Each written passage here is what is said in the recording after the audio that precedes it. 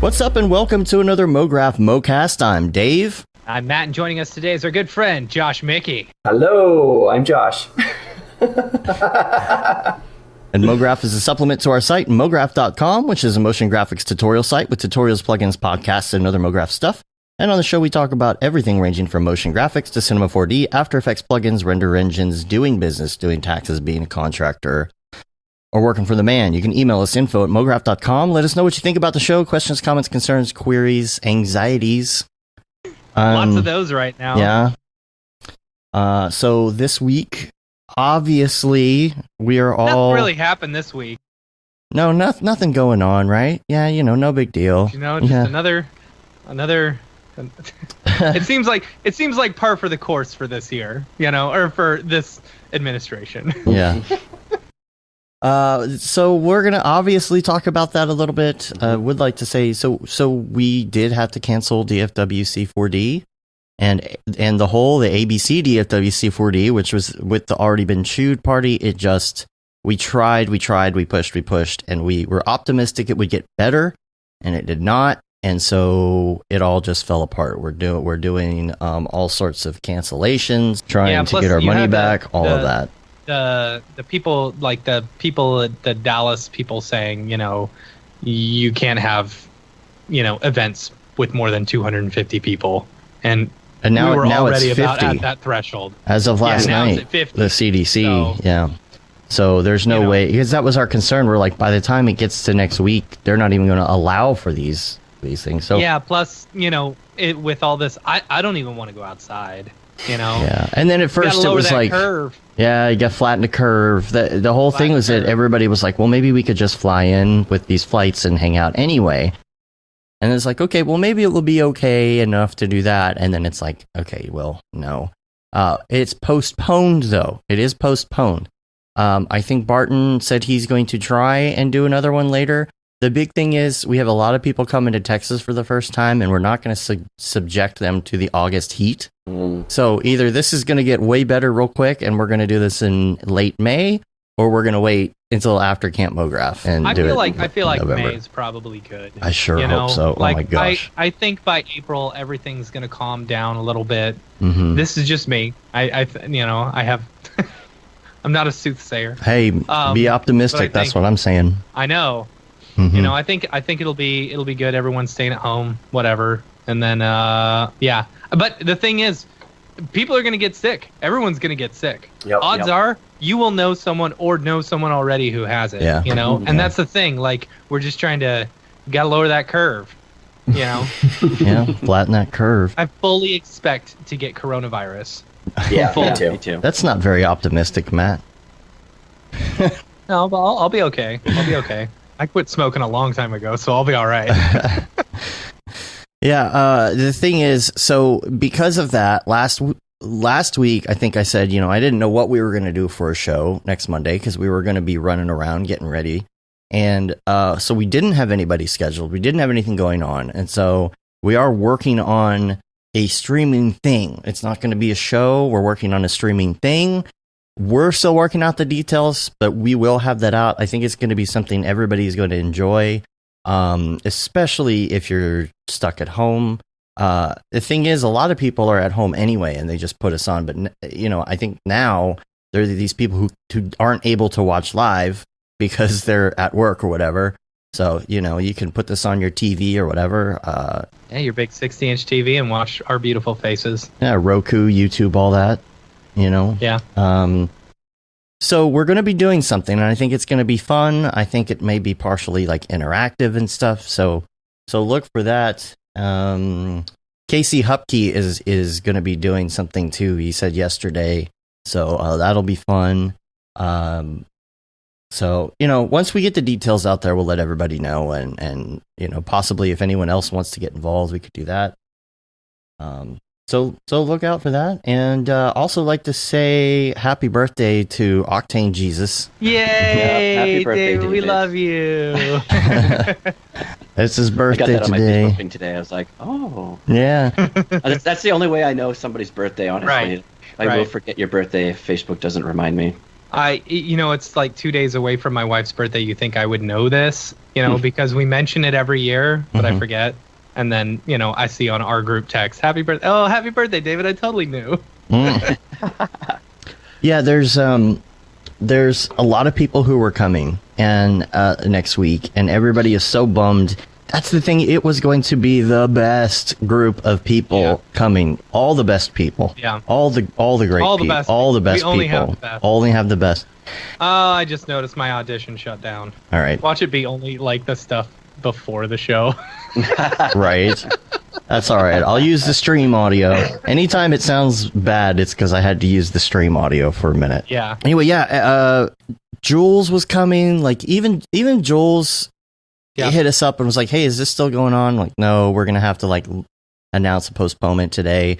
But it is postponed, and every single person has said, "Hey, let me know when it happens. I'm there," because we were just gonna have such a great, fun group of people. And you know what?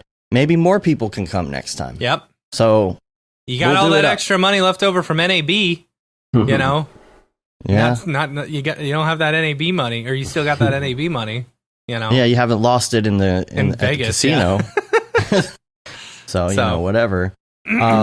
So back to the list here. I don't have too much before we get into the meat of the show. Speaking of events, I want to just do a quick Camp Mograph stuff. Totes.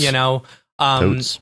For those who went last year, the pre-sale is this week. Right now, as far as this whole coronavirus situation goes, we of course are monitoring it. We're pretty sure Camp Mograph is so far out that it's not going to be an issue at all. If it is, and for some reason things get canceled, don't worry, you're safe. Well, and especially now with what Eventbrite is doing. So Eventbrite, just so that y'all know, when you're basically your ticket and your money are safe from here to camp, because if at any point you need a refund, you just hit up Eventbrite or whatever, because they instituted, because so many events were being canceled and people were needing refunds. Eventbrite did this whole we are no longer paying out any money until after your event is over. So we were actually paying extra so that we could get all that money from ticket sales and stuff early, but now they just hold on to it. So don't worry, you're safe. But we're pretty sure it's so far out anyway. I don't think we're gonna have to worry about it. So now that you've got all this extra money from not going to NAB and off, and DFW, ABC, DFG, WC4D, XYZ. Yeah, exactly. So you're gonna spend that money on Camp Mograph. So pre-sale goes on, or the sale starts in about a month, April 20th, 420. So it's a Monday. I guess maybe we'll do a podcast that day. I don't know. Maybe we'll do a big Camp Mograph podcast that day. That'd be fun. What do you think, Dave? Yeah, we could do that. We could do that. We'll maybe get some of the teachers and stuff. Oh, pay attention, because we may be announcing who we've got coming this week. Oh yes. If we can get everything. Too. If we can get all of our pictures and everything. But we may be announcing. Get that all set. So look forward to that. Sign up campmograph.com for the to get on our mailing list and stuff. Yeah. I lost you for a second. You're still good, right? Yeah, yep. I'm good. Okay, cool. All right. So, I also wanted to mention with that Eventbrite thing, the problem for us is that they won't give us the money until after the event now, which that really messes up cash flow when you're trying to do an event and sell tickets. Yeah. It's like, what's the point of selling tickets for the event if you can't get the money, right? Right. So it's fine. We're lucky. So, and I'll go ahead and say this. Yes. No, I'll say, if this had happened, and we had no sponsors, that could have probably have been the end of Camp Mograph for this year. Yeah. But huge shout out to our sponsors, since, because we've got them, that has absolutely 100% helped this entire situation. And because it saved the situation. It has basically saved Camp Mograph. So if you're coming to Camp Mograph, give a huge shout out to all of our sponsors, our village sponsors, Maxon, Video Copilot, and Otoy, our gold sponsors, Minimal Massive and Grayscale Gorilla, and our bronze sponsors, AE Scripts, AE Plugins, and School of Motion. So big thanks to them. Without them, this now for sure this 100% literally wouldn't have happened. Yeah. Yeah. So yeah. Well, you've got the kids at home, right? yes. So my baby who hates me. You ever had a baby Your hate baby. you? Like been You 100% sure that a 2-month-old just absolutely despises you? I think if someone passes me a No. baby, it's probably going to cry. I'm guessing do you not have kids? No. Oh, okay, so you're not dealing with the at-home situation then. No. This is glorious. I love this Yeah, right. self-isolation. Liam just said he got an email from his local small business admin with a link to get the COVID-19 relief. Okay, that's something we're going to talk about later in the show. So if you could, Liam, if you'll Slack that to me, then I will see if I can bring that up when we get to that point, because there's definitely a point we talked about this morning on the Monday meeting. I just got a text from my daughter. Yes. And she asked if she could be on the show, even if it's for a minute. Sure, I don't care. So I'm gonna let her know. Assuming she's watching the other room, she just wants to be on the show. Let's see. You know what? That's nice of her to actually ask instead of just barge in and Just start barging dancing in? like my child Yeah. does. See, Just there you go. doing Hey, Em, the come like here. the what is it? The CNN or the BBC of that kid. That So is she's one of my been hanging out. as a parent with you gotta come children. in. That is Hi, she looks just like him. She looks just like Dave. She's got Dave's eyes. a little bit, Yeah. a little bit. Yeah. What have you been doing today? I've been playing Fortnite. Playing Fortnite. Yeah, you got to get real close to the mic. What else have you been playing? That's about What were we playing yesterday? GTA. Grand GTA. How Emily, how old are you? And your dad's letting you She's- play Grand Theft Auto? She's 10. I'll explain in a second, but she's 10. All right. Yeah. All right. Thanks for being on the show. Maybe you can come on at the end and say hi again. We'll do an after show thing. You can just come hang out and say hi, okay? Okay. All right. Go have fun. So we play Grand Theft Auto, but we can only do certain things, go certain places, and everything has to be on mute.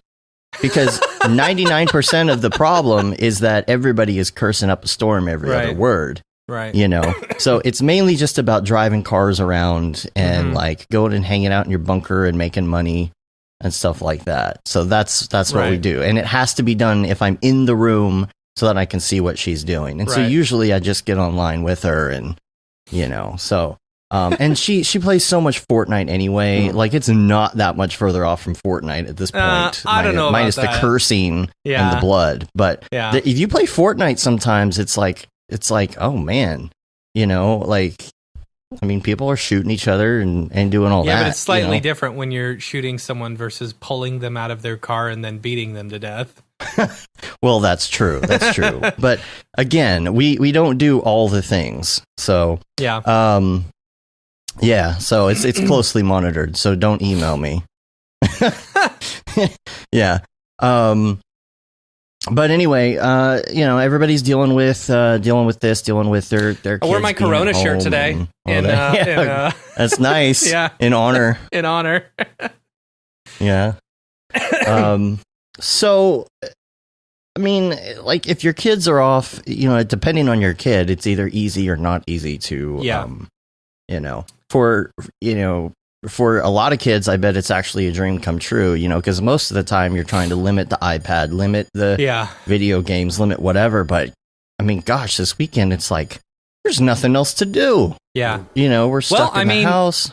Is her school not doing the learning online stuff? No, they're not doing learning online. See, now my wife's school, that's what they're shooting for right now. And my kids' school, it's all about like, okay, all the teachers are setting up a bunch of online learning stuff so that kids are still going to have to do work while they're out.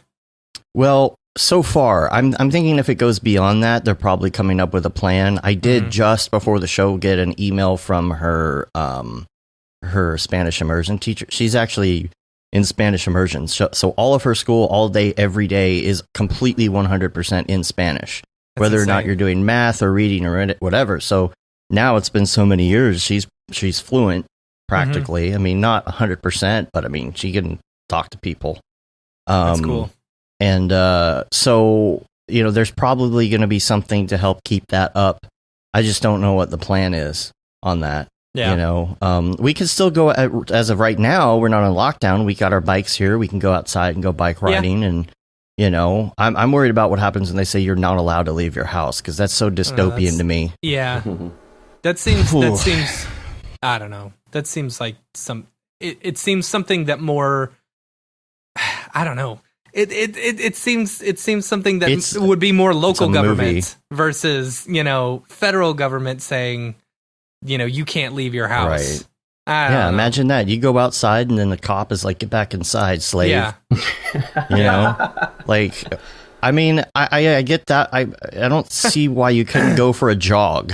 So, you know? here's something funny. My dad is he has thought that there's going to be a zombie revolution or like a zombie uprising or something for years and years and years. He loves zombie movies, and he's always thought there's going to be some sort of zombie apocalypse, right? Mm-hmm. So he went out and bought 6 acres of land, you know, out in the middle of nowhere, Texas, and has been building this like little tiny house, this tiny cabin with running water and electricity and, you know, and all this stuff. And he was out there with my mom this past weekend, or this whole past week, fixing the dang thing up, trying to make it nice, you know, while there's a pandemic going on. So he's a prepper, basically? Oh yeah. Really? Yeah, every Christmas he gives us extra stuff for our emergency kit, you know. Wow. Yeah. Wow. I mean, we all our whole family kind of like, you know, we have always been taught to store food and stuff like that. So I've got right. a 50-pound bag of rice, a 50-pound bag of beans. I don't know what to do with them. I don't know how to use them, but you know, I got them. I got them just in case I need them. So, oh, and one thing I will say, if you can't find bread in your grocery store, but you can look for the frozen bread, like the frozen rolls or whatever, because those are better than regular bread. And they taste so much better. You just got to cook them yourself, and they'll last forever. I bought 2 packages of them. They were like $4 total, and there's 10 rolls of bread in there. You know, so that's gonna last me a couple weeks, and it's so good, dude. You make that with toast. Oh man, everyone's gonna get practice on like cooking at home. Everyone's right? Gonna become really good all of a sudden. Yeah. Right. Oh man, it's like a good time to be a chef with a cookbook. Right. Right. If you're in our Slack channel, we've got a food channel that we're posting in. Yeah. So we do. Cool. We do. You know, and the thing is, like lately, especially this year, like, you know, we have been cooking at home already. Yeah. You know, so I mean, it is just like, and that was the problem, is going to the grocery store for the regular groceries, because this is what we always do. Yeah. You know, but my thoughts on some of this is just dealing with the anxiety, because it's really hard to start thinking. I mean, you see the movies, you see this happen in the movies, you know where it can go. And so you start thinking about the movies. Here's the thing that brings me like a little bit of, that de-stresses me a bit. You know, it's like, yes, there's no toilet paper right now, but the toilet paper companies are still making toilet paper. So we'll have toilet paper at some point again. You know, the trucks that are delivering the toilet paper are still delivering toilet paper. You know, the food manufacturing and stuff like that. If you've ever been to like a manufacturing plant where they're making a lot of this food, like, it doesn't take that many people to do it, you know, to do a lot of the work. Sterilized anyway. And it's sterilized anyway, you know. Yeah. So as long as you've got that, you've got the truckers still going and delivering food, and they're by themselves, you know, as long as the food and everything, all these processes keep working. The supply chain keeps going, we'll be fine. You know, you can get a bidet. You can get a bidet. Those things are awesome. We got one last week, dude. Your life will change. This reminds me of that trailer that Patrick Clare did a few years back for The Division. I don't remember that one. Oh man, it's like one of my favorite of all time.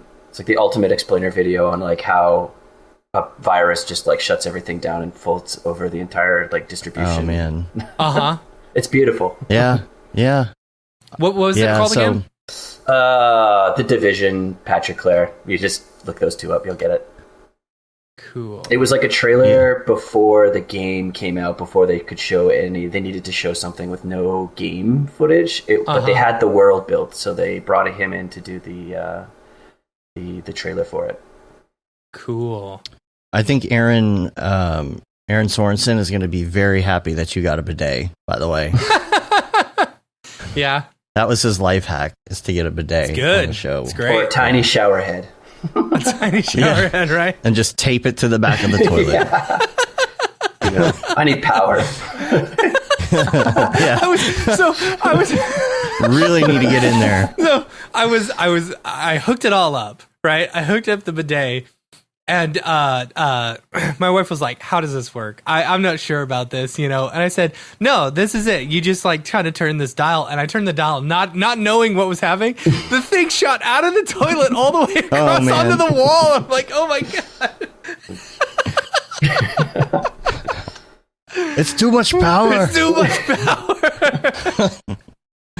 But you were looking at that stream and you were like, "Oh, that's gonna feel good." Yeah. You know, and it's got the little knob thing that like will move it up and down into different locations. Oh, so good. Does it have the dryer? Some of them have the dryers. Oh no, I wish it had a dryer because never mind.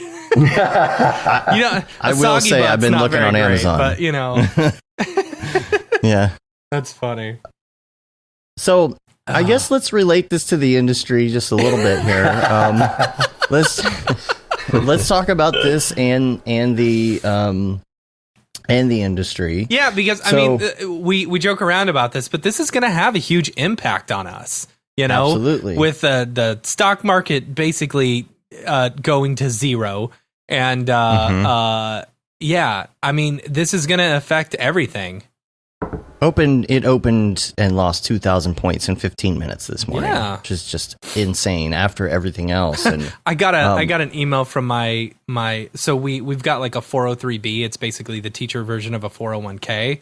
You know, we've been throwing a little bit of extra money, and we started it last year. We're like, and I've been watching it. I was like, all right, sweet, we've been making some money. I got an email from them yesterday. They're like, hey, check out your thing. And I was like, nope, not gonna do that. I'm not. I don't even want to see it. No, I don't. I don't want to see it at all. Yeah, but in case you were curious, you know how every single tech company is handling coronavirus. I got an email from our host to let us know, you know what they're doing in their offices and stuff. It's really good to know that Rooms to Go, who I signed up for, you know, who I bought something with, is working really hard to stop the spread of coronavirus. Thank you, Rooms to Go. Yeah, I guess. Something that we were talking about, and we've got this set up. If you're in our Slack channel, by the way, if you want to get in our Slack channel, just hit us up. Yeah, just send us an email. Just hit us up. That's the best way to do it. Yeah, I don't think we're going to open it up anymore. Just email us if you want in. Yeah. You know? Yeah, because we approve everybody. Yeah. So here's the thing. We started a channel in there for... It's funny because we already had Corona for the render engine. So we did a separate one, coronavirus, but it's there for a couple of different reasons. Number one, it's there just to talk about it in general, but it's there to talk about it in business. And it's there to help people with things like anxiety over it. I know that can be a really big deal for people too, economically, because the big thing in Monday meeting this morning was everybody on TV is talking about how they're going to help large corporations. They're talking about how they're going to help people who are in the service industry who aren't able to work anymore. My girlfriend literally just got a notice that they are closed for 45 days. What do you do in those 45 days? Crazy.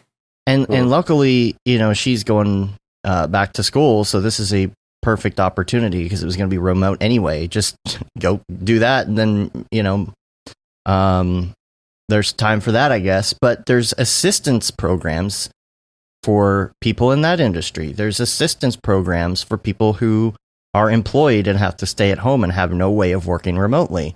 So what they don't mention is the freelancer. The freelancer has no assistance program at this point.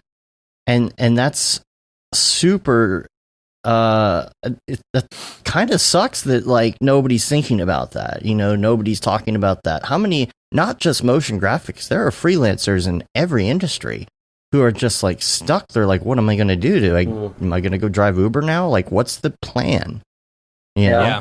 I think it'll be stressful if you don't have the equipment set up at somewhere, like at your house or something. Mm-hmm. Like if you're starting out and you're on staff, or if you're like a contractor that has to come in on site and you just don't have that equipment yet, like you're pretty, early career stuff, that's gonna be stressful.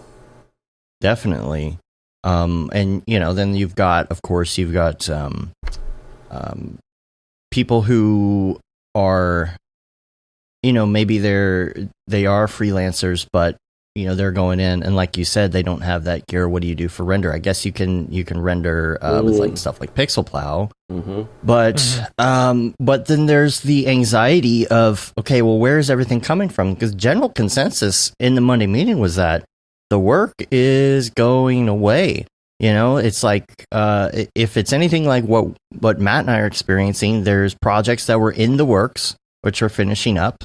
There are some projects that were just coming in the door. Luckily, we have, a couple prospects that are still moving forward. Yeah. But what happens after that? Yeah. And that's what everybody's worried about. What happens next week or the week after when you finish your projects and there's nothing to do?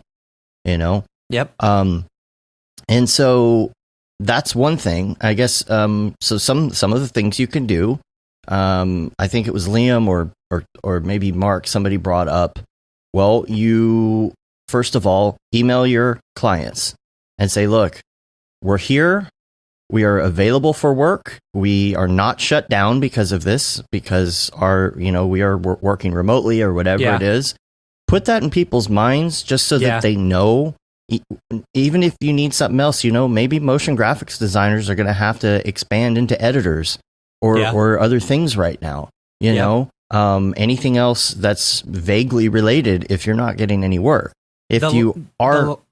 I was going to say the last time there was the big like recession or whatever in 2008, Dave and I were working for a company, that's where we met, where they would make really crappy commercials. I mean, they were some of them were okay, local commercials on a national scale with bad jingles. That was it.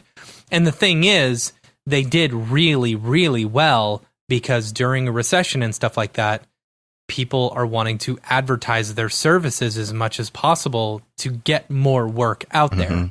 So that's good for us in a way, but hypothetically, but having to being able to find that work can be difficult. Now, the reason keep in mind that what Dave said, we're here, we're at our desks already, right. That's a really good point to put across, because it's not all of your clients are studios, doing these big jobs and stuff like that. Some of them are ones that are shut down, but they need work still to be done, So letting them know that you're already remote and you're ready to go, I don't know. You've got like most studios don't have that like work from home. I mean, some do, but for most, they don't have that process set up. Having that experience already is going to be a value. You can help walk the client through a new way of doing business. I don't know. I think it's exciting, despite what it is that caused it. But I mean, remote work in the future is going to become a lot more comfortable just because of what's happening right now. Yeah, there's easy ways to do it. I mean, some people aren't even aware about how easy it is to implement Dropbox and just be like you're on the same network. We've done it forever. 25 terabytes worth of info that we've got on Dropbox. Yep. And we just work directly on there. I'll save my After Effects file and be on Skype with Matt, who is 50 miles away. And I mean, we don't live anywhere near each other. Nope. And be like, okay, I just saved it, open it up, and you can open it up in like 10 seconds. You know, you got to have a good pipe. As far as your internet, gigabit. So that's nice. So that helps. But I think even when it comes to, and I don't want to, it's not, I don't want it to sound opportunistic, but, there is information that needs to get out there as far as the virus, and there needs to be motion graphics. There needs to be videos that there's going to be a lot of coronavirus explainer videos going on. Right. I mean, we made a fair amount of money. We made a fair amount of money with the Zika stuff. One of our big projects was for the Zika virus. Yeah, and that came from the Virginia, I think, health department. And so there are companies that need to get info out now to their employees who are working remotely certain ways. And a lot of times emails just don't do the trick, and even when it comes to working remotely and just, it's a whole new thing. And so you have to start thinking differently about what's available to, and who your clients are going to be. Yeah. Mash by bot or Mashby bot in the chat. In the chat. Wow. In the chat brings up a good point. Says we're more than just animators in cartoon drawing. We're communications experts. I like that. I like that. Yeah. It's a good way to word it. One of the companies that I was working for in Toronto had a process set up where they were using Discord to live stream the editing process. So the editor wasn't in the city. He was working from home, and the producer, like the client, they were all in the office watching him, edit away. I thought that was an interesting way of doing that. Yeah, that's cool. Yeah, and you can use NDI that's so much that. easier now. That's so much easier. Yeah, Dave and I were testing some NDI stuff. Holy cow. Cool. It's so clean too. It's so clean. And NDI is going to be cleaner on a local network, but we were doing some NDI stuff with this kind of like proxy thing that allows you. See, you can do NDI without having a proxy, but you have to do all this crazy like configuring of your ports, your routers and all of that.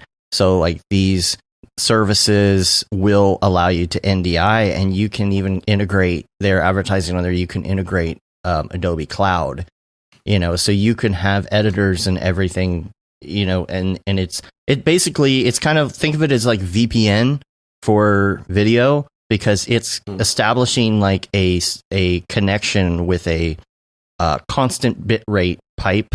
I believe it's constant bit rate, so that you just stream whatever you want over it, and it comes out as an input on the other side. So for example, right now we're on Skype and we're talking to each other via Skype, but we're doing a stream. It's all in these windows, and these windows are receiving NDI from Skype, so that we can, put it in the little window and send it out. And it works very well. It's like virtual. It's like a virtual studio, essentially. So this is the time to explore that stuff, play with it, see what you can do. At least have a little knowledge of certain things, so that when someone calls you up and says, "Hey, do you know how to do such and such? Do you think you could stream this thing this way?" You can say, "Yeah, sure." Yep. You think you can? We could do a live graphic session or edit session, or there's possibilities, and so. The hardest ones are going to be the ones that have strict NDAs and stuff like that, where you need to work in studio. Let's talk about that for a second. Yeah. Josh, what were you going to say? You were just you took the words right out of my mouth. I was going to say, like, to add to that, the two things when remote, like the two, I guess, arguments I've heard for like not remote is either the business you're working with just doesn't have a process of doing that easy. They would rather have you on site so they can just roll over to you and like 1-2 really quick. They like the constant feedback. Yeah. They don't want to like have to compose essays when they're doing their dailies, or the security problem, right? Because they're even though I feel like every time I've heard of a leak, it often comes from someone, like a human being. It's not like some hacker often breaking into. I mean, it does happen, but I feel like way more often than not, it is mostly like a human person inside doing something like that. Yeah. Yeah, and if they wanted to, they could do a Zoom meeting or something and have all the people in their house or office or whatever up on a screen so they could talk to everybody at one time. Sure. That'd be really interesting. Have every single person like sharing their screen at the same time Oh gosh, could you imagine? Then you're just like that is like extreme micromanagement, you know, being able to watch every single person's screen at all times, you know. Well, maybe not their screen, but their face, know. so you can walk in and say, "Hey, what do you think about if we did this and change this thing?" Okay, sure. Yeah. You know, and you change the thing, and then they have that security of like, okay, I'm in the room with everybody. Everybody's actually working. They're not playing video games. Yeah. I think that's the concern, right? They think you're not working. Yeah. If you're remote. Yeah. I saw you know what? I saw something on Reddit the other day that I upvoted. Hold on. I want to find this because I thought it was so good. And of course I didn't save it. All right, never mind. Well, okay. I thought I upvoted it. Matt, Matt said he's going to spring clean. That's what Mash by Bot says in the chat too. It's time to spring clean your house because you know what else do you have to do? But couple things that I wanted to mention as well is in our coronavirus channel on the Slack. Yes. If you go in there, you can find a link, and this is, I believe, something that Maxon posted today as well, just to get the information out there. This is a website called foldingathome.org, and if you've ever seen SETI at home, or you've done cryptocurrency or anything like that, it's about collectively finding solutions for things using the power of people's CPUs or GPUs or whatever. So this service is out there to use your GPU to help find cures for different things. It's been around already, but now they are concentrating on corona. And so you can do these groups of people. And so we've set up a group in there. We've put the information for the name and the group number in there. So we can collectively work on finding a cure. So there's calculations that have to be done. And if you want to join, it, it's you can go to foldingathome.com and download the .org. .org, foldingathome.org, and download the thing, and then join ours. The team is Mograph, and then the team ID is 236817. We are number 3200. The team ranking 3200 out of 233,000. So we're doing pretty good already. We're doing pretty good. So you can set it to go all the time or only when your system's idle. Yeah. And it's basically trying to figure out combinations and patterns of things to help come up with a cure. And I'm sure somebody's entering. Yeah. And updating so what happens? things. Like from my understanding of it, of biology, the 2 biology classes I took, you know, a virus or a molecule or whatever is made up of a certain way, and in order to negate that, or say for example, like, you know, opium or something, the molecule that it's made up of connects directly to the receptors in a certain way. You know, it's folded in a certain way to where it will connect to that, and that's what gives you the crazy high. Well, if you want to cure or negate a virus or something like that, you find the exact inverse or whatever that will connect onto that. And so that's what the folding is. You know, we're figuring out the correct way to fold a molecule in order to negate. And it has to do with proteins or something? Yeah, I mean, because I don't know. It's biology 101, but it's been, 10 years since I took biology 101. I understand it in my brain. I just can't make the words say the things. Right. You know? It's like there's a million or billions or who knows, trillions of combinations of these molecules to make it work right. And the only way to calculate it is with more power. So hopefully this is helpful. So if you want to put your GPUs to good work on that, there's the option right there. But another thing, of course, when you're dealing with the economy, is that anxiety. And I was talking to Casey yesterday about it because, over the weekend, it felt like for a while it was like, well, it's just the weekend, But then as Sunday got worse and worse for me anyway, it was like now I'm starting to have to go face reality again. Yeah. Which is I have things I have to do, and those things are really hard to do because all I can think about is the fact that this situation is going on, and I've got to be thinking 10 steps ahead about where are the other projects going to come from, right? And so one of the things that helped me, is going out and getting some exercise. And, they always say that, of course, exercise helps with stress. So I've been training for a 5K. That's not going to happen now. But however, I'm still going out and I'm training for the 5K. And recently, like, I've been doing really well and being able to really step it up. And so I don't want to mess that up. I don't want to just stop because there's not a 5K. So I'm doing that more. And yesterday while I was running, I had this epiphany because as I'm running, I'm thinking about those anxieties, right? And I knew that I needed to go run yesterday because I needed to get that. It's that nervous energy. It's that feeling in your body. And as I was running, if I would get tired, I would start purposely thinking about those things that are on my mind. Yeah. About money and about the anxiety and what's going to happen and all of that. And the more that I thought about it, I felt like the harder I would run. Yeah. Because you're pushing, like, the more you push. So the epiphany was that if you want to really get the anxiety out by exercising, the trick is to go as hard as you can, right?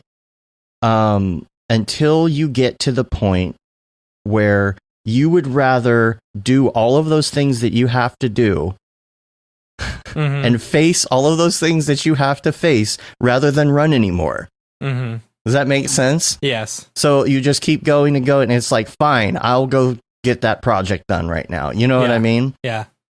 And that's when you've kind of gotten it all out of your system, and it really did help. And I burned like 600 calories while I did it. So, I definitely recommend it. Now is the time to be working out at home. In the Slack, I'm going to say the last name wrong. Joey Ciceline.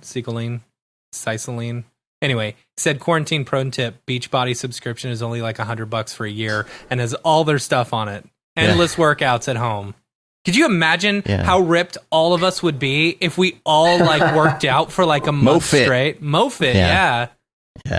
Alex said, keep running, have your own 5K, which I do intend to do. I'm going to have my own 5K. Blackjack and hookers. Yeah.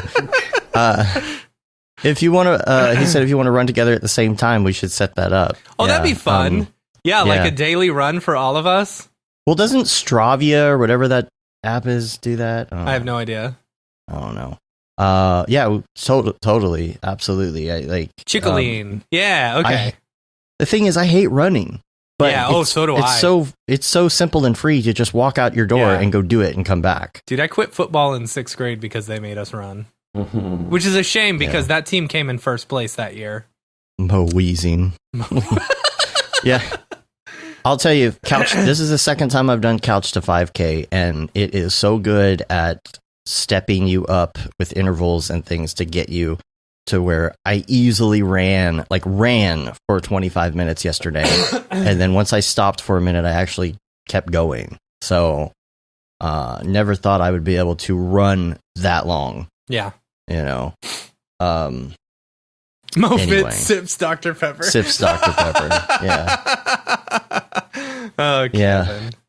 The other thing on that front, before we'll get off the Corona topic here in a second and get into some other things. The last thing I wanted to say is that the president came on TV and he talked about 0% small business loans.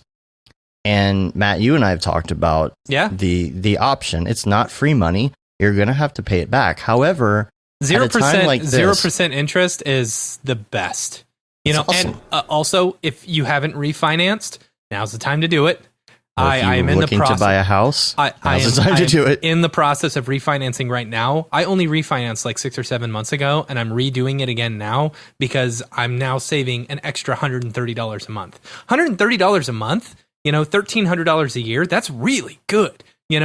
Mm-hmm. What's awesome is the sorry to totally steal your flow, No, that's Dave, fine. But the like I went down from 3.5 to 3.25, and now I'm at 2.87, which is insane. That's insane. Well, that was insane until last night. Well, yeah, I know. I hit up my guy. I was like, "Hey, can I get it lower?" Now that the Fed dropped it to 0.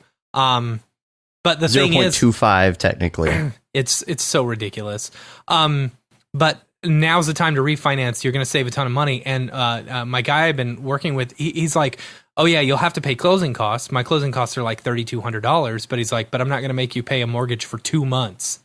It's like, okay, well, I'm going to end up making $1,800. But don't they roll that in anyway? Sometimes they can.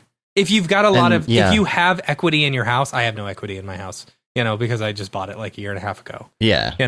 But like, if you have equity in your house, that's a different story. They can just put it in there and then they'll just roll the closing costs in, Yeah. So. Well, also, if you plan on selling, we're talking to EJ about this last night. If you're planning on selling soon, that's not a good idea. I don't know. I always think it's a good idea. I think it's a good idea. The thing is, you're not going to get, of course, it's set to 0.25%. You're not going to get exactly that. But let's just say, for the sake of argument, a 0% loan, okay? A $400,000 house for 30 years, okay? That's $1,100 a month. Yeah. Well, now, of course, there's other fees, there's insurance, there's all the other things that go on top of it. I understand, but as a base price, that's pretty freaking amazing. Yeah, but I mean, you're not going to get a house for 0% interest or whatever, right? You're not going to get it for 0.25. No, it's going to be more, but it's a good actually, base. I was reading. I'm on the investing and financial stuff subreddits, and they were saying that a lot of companies don't want to lower their interest rates. They're so busy right now that they're actually raising them. So get in while you can, or hit me up and I'll give you my guy. I got a guy. You got a guy? Yeah. Okay, so the small business loans. Mm-hmm. This would be a good time if you're worried about cash flow. It will definitely help you with cash flow to make sure that it's just something that'll comfort you for now until we figure out what's going on. Yeah. If you can get that, it's also a good opportunity if you had something that you really wanted to do in your business to take that money and do it, because it's 0%. Yeah. It has to be paid back, though. You have to pay it back. But 0% APR is like, it's the best you're going to get. It's great. My question has been, how do you do it? Yeah. And I've been looking around trying to figure it out. And one of my friends was like, well, I've been asking banks and they say they have no information. As of this morning, apparently, I found out that it was in the bill that's going through with everything else, and that Mitch McConnell is just holding it up right now or whatever. Good old Moscow Mitch. So, Turtle Man. So right now we're just waiting to find out. The link that Liam sent me, or he didn't send me the link. The link that he had was only for his state. Yeah. But I would still like to see, because there's probably something similar. At least I could see the link and look at the wording. Maybe there's some keywords I can find and Google it and find out about Texas. But it could be something very advantageous for you in the long run.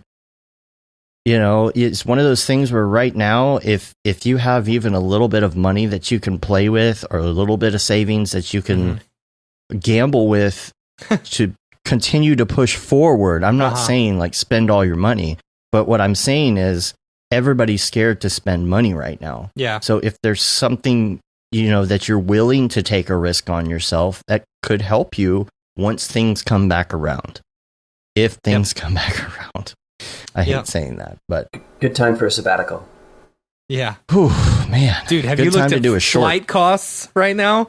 I'm watching. Normally, if you were to fly out tomorrow, like my brother, he came home from school, over last week or something like that. And he's going to be moving in with us for like a month and a half once he graduates college. Well, they shut down all of his classes, and he's like, "Oh, I'm still working." Well, he just found out that they may be getting rid of his work as well. I said, just come. I've got like a $75 credit on Southwest. I'll go ahead and give you that. I was looking up tickets literally like on Friday, coming Tuesday. leaving Tuesday, you never look at prices like a couple less days. than a week. Yeah. $75. Mm. $75 for a one-way. Oh, Wow. Billy was looking. Spirit Airlines had from Detroit to LA $48. Wow. It's like that's absolutely insane. Wow. But I wouldn't recommend traveling at all. No, to anyone. Of course. I mean, it's great if you've got essential travel, I guess. Yeah. But all right, so let's switch gears. Let's get off the corona fever. Yeah. No pun intended. And let's you're gonna ding me. Yeah, ding. So Josh, let's talk about you and your background and everything. You've got you had some stuff going on, and actually we had talked quite a while ago, maybe like last year, about you coming on the show, and you were finishing some things, and figured it would be better to come on now because you'd have them kind of wrapped up. So first of all, let's talk about your background and what you do, what your main job is, and all of that. We want to know. Yeah, I'm in that middle ground of the freelancer who's starting to get direct client work, but not enough to be like, let's start a studio. It's like, probably like at most a 1, 2, 3 person kind of like job. That's kind of where I'm at right now with the career, but also like in that crossroads of going, should I keep going down this path and like think about making this more of a thing, or look at different options like going down to the States and, getting a job so I can get the visa so I can live in the States. LA sounds like a great time right now. Well, minus the whole whatever. Right. Sickness other aside, than being shut down completely. Yeah. And a lot of the work that I was doing was mostly in like the interactive land, but I've always wanted to be more involved in like what we would call like traditional motion graphics and like title sequence design, music making, like linear storytelling. That's kind of something that I would like to get more involved in, and I think that's the West Coast for me. That's kind of where I think that's going to be happening. Yeah, that's where I'm at right now, and I don't know, like it's been almost a decade now since I've been doing this, and mostly traveling and bouncing. Started off in Vancouver, and then did a little bit of time there. Went out to London, had an amazing year there. Just to get involved in that community over there. Like if you get a chance to travel and work in London, you're in for a treat because the industry there is very healthy. And I did it when I was in my 20s, and the drinking culture is awesome. Like it's pretty awesome. Like at 5 o'clock, there's 3 kind of main streets that you can go to, and every studio, there's going to be, they're just so concentrated that you're going to run into not just other motion designers and animators and illustrators and graphic designers, but also a lot of film industry as well. It's just easy. Like the culture there is just, you're naturally going to be rubbing shoulders with people you're probably going to do business with later on. Yeah. And it's international. I loved it. And then, went back to Toronto, and I was there for 8-ish years, freelancing around the city. And now I'm taking off to the West Coast again, coming back to Vancouver. Awesome. Do you have an official degree? Did you learn online? Like, what is the... I've got, let's see, I did 4 years of university and then 1 year at VFS. And I would say hands down that VFS experience was the driving factor to getting into this industry. Because it was also in Vancouver. There's a little bit of the industry there already. And at the time, that particular class, I got really lucky. Like, VFS can be either like one of the best experiences you have because the people you're going to be going to school with, or it could be the worst because of the people you're going to school with. It's like, that's the gamble, right? And that was also before everyone was doing online learning, right? Like that was the only way you could do that stuff, right? And you do a lot of VR, or you have done VR, right? I dabbled a little bit in it. I think that's how we met back in 2016. I was really excited about that, and then trying to figure out how to make money doing that was proving very difficult. And the type of VR work, like I did it so that I could do, like there's a small group of people who are rethinking how that storytelling can be done. But 90% of what I was seeing was like 360 video, you're sitting in a chair and you go through an experience, and that didn't really interest me. That sounds like a lot more work for something that I kind of already do. Yeah. But it did open up, like Toronto's at least my experience, Toronto's been like it's an interactive city. And because of that, the jumping into a different new medium and technology means you're going to be rubbing shoulders with different types of mediums. And it did get me more involved in like touch designer and like installation work. It made me want to like drive more closer towards the real world. Because the one thing the best part about working with VR, or at least my experience, was testing it on people, like going down to Kensington Market in Toronto and just like grabbing a couple, like you have a couple drinks, you bring the VR with you, because I had done it with the little geared VR thing, so it's totally portable. And finding strangers, like they should be smoking because they've been drinking for a bit, so they're kind of ready for something weird like that. And then getting like honest to God feedback about like the project. And there's something really nice. At that time, still now, people are still blown away. Like the first time, if you haven't done VR and you do it, first time, it's like a mind-blowing experience. It's pretty cool. I like doing that, and I find that when you get more into the installation world, you can be in the audience. You can watch. You could go to a concert and watch with the audience, and you can see reaction, which you don't normally get when you do commercials. Unless they're complaining about it at the theater because they don't want to watch commercials before they go to the movie. You did a presentation for Maxon where you showed some of that off too. And I don't know if it holds up anymore. It was done with Unity, and that was a time when like people were still figuring out what best practices could be, and I was kind of like taking what game designers would go about doing, and I was using C4D because that was the only 3D package that I would use. I think now it's like hands down, a lot of people are using Modo. It seems to be like a really versatile package now. Interesting. Modo, and like the VR guys that I know in Toronto, like a couple of the studios like Darkslope, they rely a lot on it's either like it's not C4D, it's definitely Modo that they're using for a lot of the 3D application stuff. That's interesting. I think see, at the time it was our old channel, and we were only doing tutorials. I don't think we had started the podcast. So Matt and I would do random tutorials, and I did one on using the original. What was the original headset? It had a designation, the original Oculus headset. DK1, right? DK1, right? Yeah.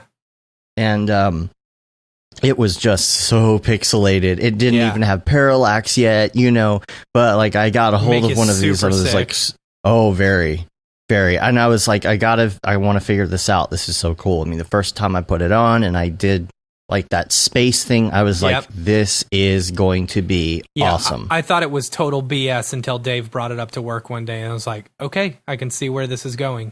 And I got really sick from playing a lot of it. Because you rode a roller coaster. I did, I was stupid.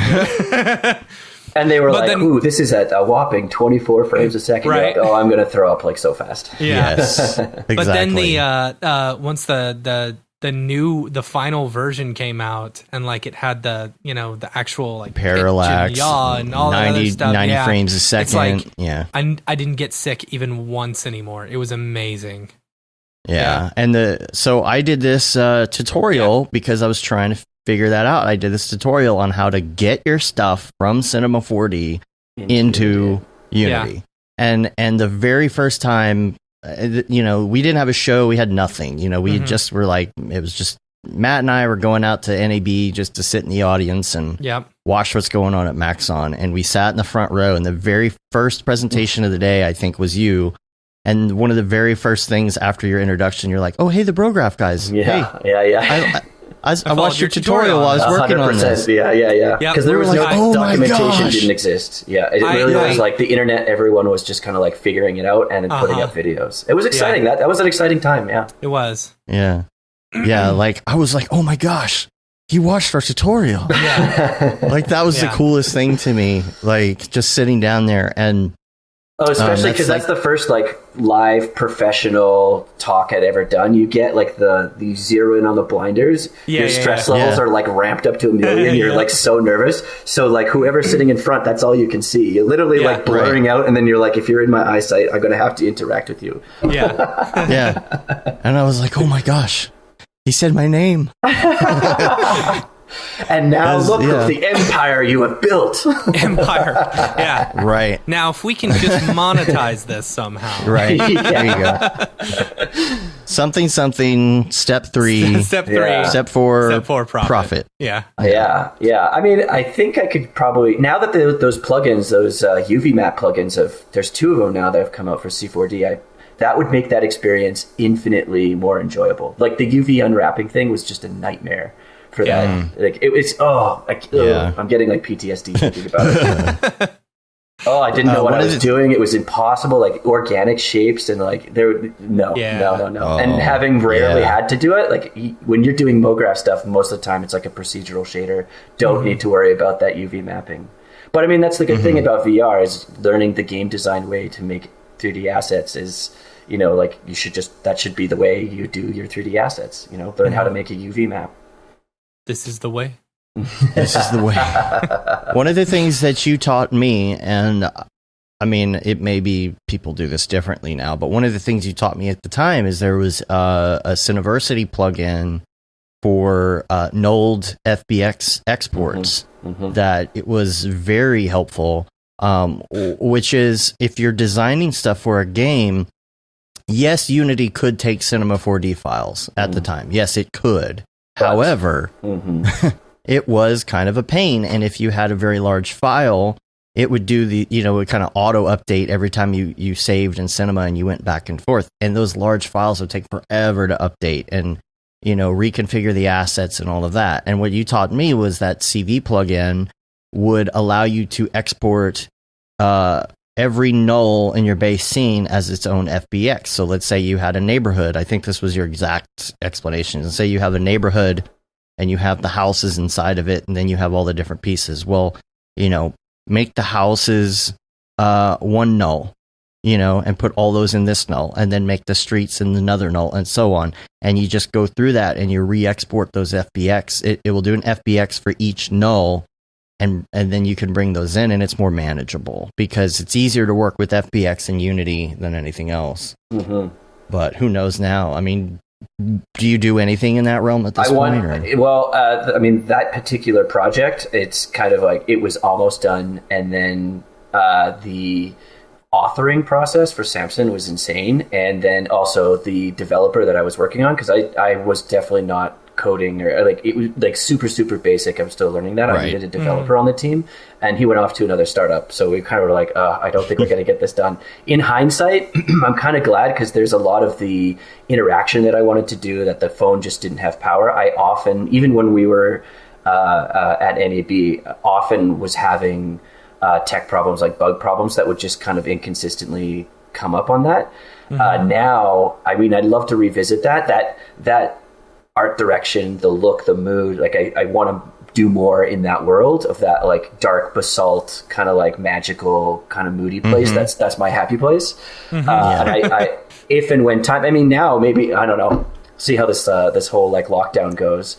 But Unreal has always been an eyeball, and at the time Unreal was not free. That was the other reason why everyone was using Unity. And now that we've gone to this model of like free until $100,000, Unreal is open. And now with Touch Designer, with Houdini, with Unreal, this like node-based methodology, like once you understand that way of working, it makes more sense to me, like visual programming. I mean, you're going to have to probably learn Python this year.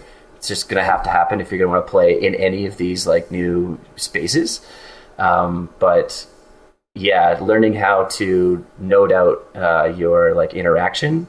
I'm excited to do the Unreal thing. I just haven't had the time to jump into it yet. But yes, I would love to do another VR thing that's like fully fleshed out with Baton, so that people can like do something in the space. Yeah. Right. Oh yeah, there weren't hand controllers back then either. Nope, you just looked around. Yeah, I was using like an invisible laser to look at things and light things up. Yeah. There's gosh, what was that game? There was a game in the 90s. Oh, what was it called? Okay, and if I remember yours right, it felt kind of like a 3D version of that environment, which it was a game where you go into this like, God, what was it? You go into this. office. No, you go into this office, right? And there's like some sort of experiment going on. And then like something explodes and it transports you to this other land where you're almost like on an alien planet. And I mean, it's totally 2D. We're talking like 386 computers back then. This is around the time it was. And I wish I could remember the name of it. It was like this time travel or like multi-dimensional travel game. Gosh, if anybody in the chat remembers what I'm talking about. Oh, I almost can see the box. I mean, it was a big deal at the time. Like the graphics were really cool at the time. And man, it was just so cool. It wasn't Half-Life. Like this is pre-Half-Life. I mean, this is 2D graphics and like all these weird things, but man, it was so stylized man, that would be something really fun to revisit in like a 2.5D sort of way. Gosh, I'll have to look it up. But, yeah, I want to say Creative Labs had something to do with it at the time, but I can't remember. Yeah, I haven't played it. Wish I did. Yeah. But that's the other thing though, when you're in that realm, you have to deal more with programming. And I think, no, I don't think it was Fallout either. Man. In one of your early podcasts, pre-Doom, I think it was Tony mentioned like, someone was talking about like the Flash era days, how you could experiment and like single-handedly, make like a little, experience or a toy or digital toy or something. You could just release it because like Flash is a one-man game. But yeah, I think I kind of got into because Flash was kind of like in the early days. That's when I was going to school. That was kind of how you started learning. Before everyone got into After Effects, you learned Flash. You think the trap with the VR thing is you think you can do it yourself because it's so similar to what we do.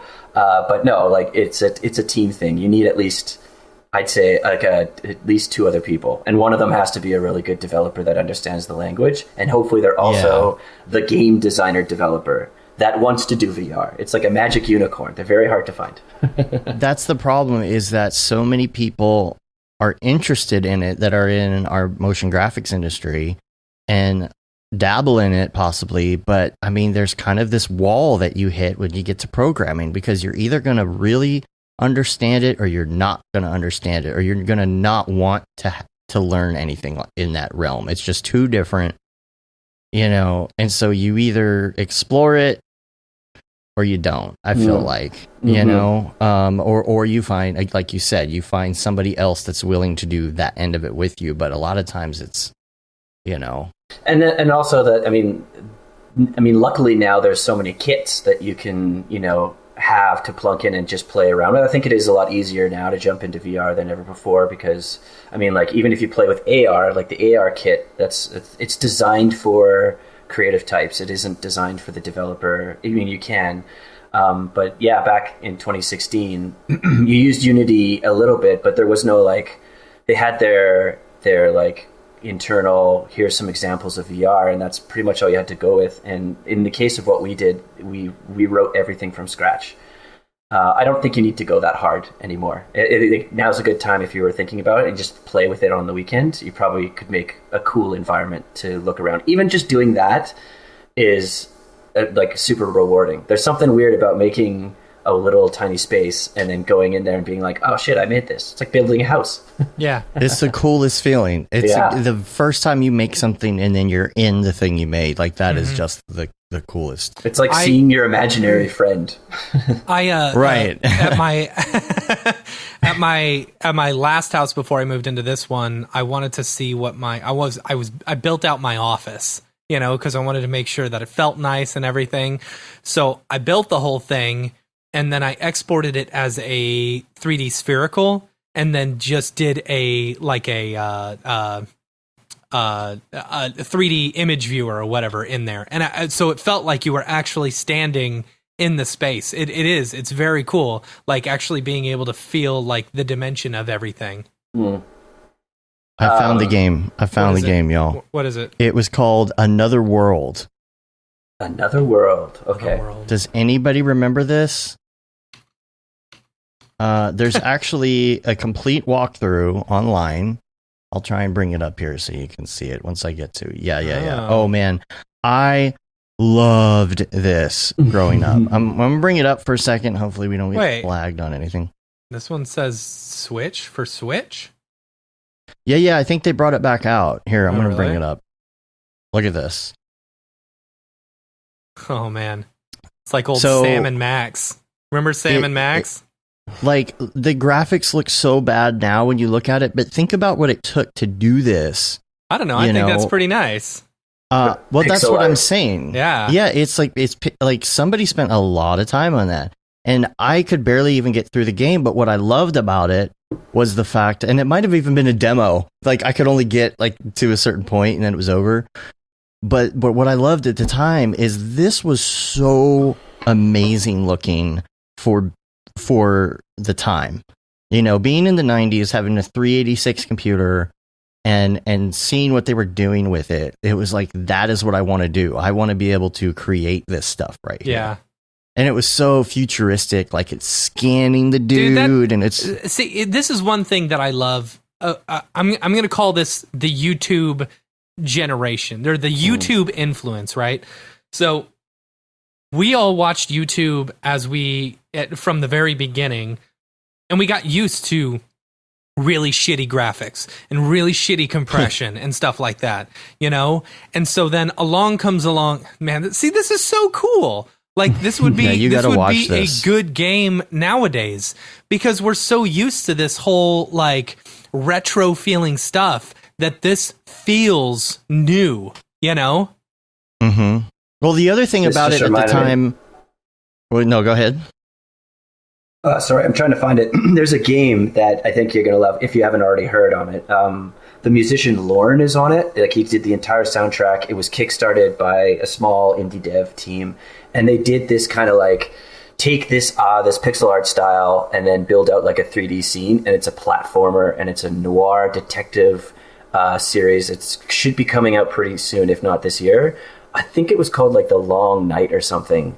Someone's gonna have to look into it. I keep forgetting because they've definitely been like offline trying to get the project to a place where they can ship it. But this, like, kicking into this kind of like nostalgia, retro future stuff. It looks so beautiful. It looks so beautiful. It's like Blade Runner pixel art. Yeah. Yeah, if you have a link or something, I can bring that up too. Yeah, or somebody can find it. The other thing about this at the time was this is right when the Sound Blaster card came out for the first time. And so it wasn't just about this, it was about the fact that there was real audio, it wasn't that like dinky little speaker that was in the chassis of your computer. You had speakers plugged in, and even though it was only 8-bit audio, you heard these noises. You heard him dialing the dial pad. You heard the lightning or you heard the thunder from the lightning or whatever. Like, that's what was so cool. And this is about where we're looking at right now. This is about as far as I ever got with the game because I didn't know what to do. Because it was impossible, of course. Yeah. It was like one life, you're going to die. Right. Ooh. But man, what a flashback. Cool. Do you remember the game A Boy and His Blob, where you'd feed the blob jelly beans, and then he'd turn into different things? Sadly, no. It was on Nintendo. A Boy and His Blob. Oh man, it was so good. I don't remember. So what else have you been working on? Let's talk about your projects. I don't know if there's anything we can actually show. No, we can now. We can now. Which is why I was like, we can't talk about it right now. Yeah, I mean, it was the project highlight so far, or the career highlight so far, that Code 8 title sequence that I worked on with the team at Reactive, which we did a year ago during the first January. Like, good time. I think we were talking about before the podcast. Good time to be doing like creative projects, personal projects is during the like January, February, nothing. And that's what we were doing. And this magical project, the team at Reactive, they had done, the movie had been made through a Kickstarter as a short film. They kind of like self-funded the thing on Kickstarter. It got a lot of money. And then they approached Reactive, the director team, to do, I think, just the UI design for the robots. And then, I think they kind of worked out like, if this ever becomes a feature film, let's get involved on the title sequence. And that team, like, it was definitely a YouTube success because they went viral. That was in 2016, I think, when they released that. It had a pretty deep following. I think there's like a really strong culture of like the sci-fi short film online subculture that loves this stuff. So they leveraged that popularity and did another crowdfunding round. Then got like a couple $1 million from that crowdfunding round, and then went to other investors with that as the leverage to just keep building up. They had a substantial budget for the feature film. And along the way, both the director and the producer have been pretty involved in like the VFX, I guess, like industry up here in like between Toronto and Vancouver. So they had the right team to build. Like they got Playfight to do the VFX, which I think is like for this type of film and the budget they had, it is top notch. Like District 9 kind of level work. They did an amazing job. And it was really awesome to be brought on, knowing we had to do a title sequence because no one knew what the IP was mostly, and they needed to tell the story, but they didn't want to do like an exposition necessarily. Didn't want to have like characters narrating about the world they live in. The idea was just kind of like you should be in the world already and kind of get the idea, right? And so Alon, the creative director on this, had a pretty strong idea about doing the history lesson newsreel kind of thing. Like, if this future of this city that you're going to be in, like, how did it grow? How did the story of the powered people, how did the story of the, like, police state that they're in the movie, like, how did it all come about? And the creative team on the film side was really open. They were often like very involved, and the setup that Reactive has is just this really nice, like, you've got a workstation you can work on if you need to, and a really nice kind of like preview screen movie area.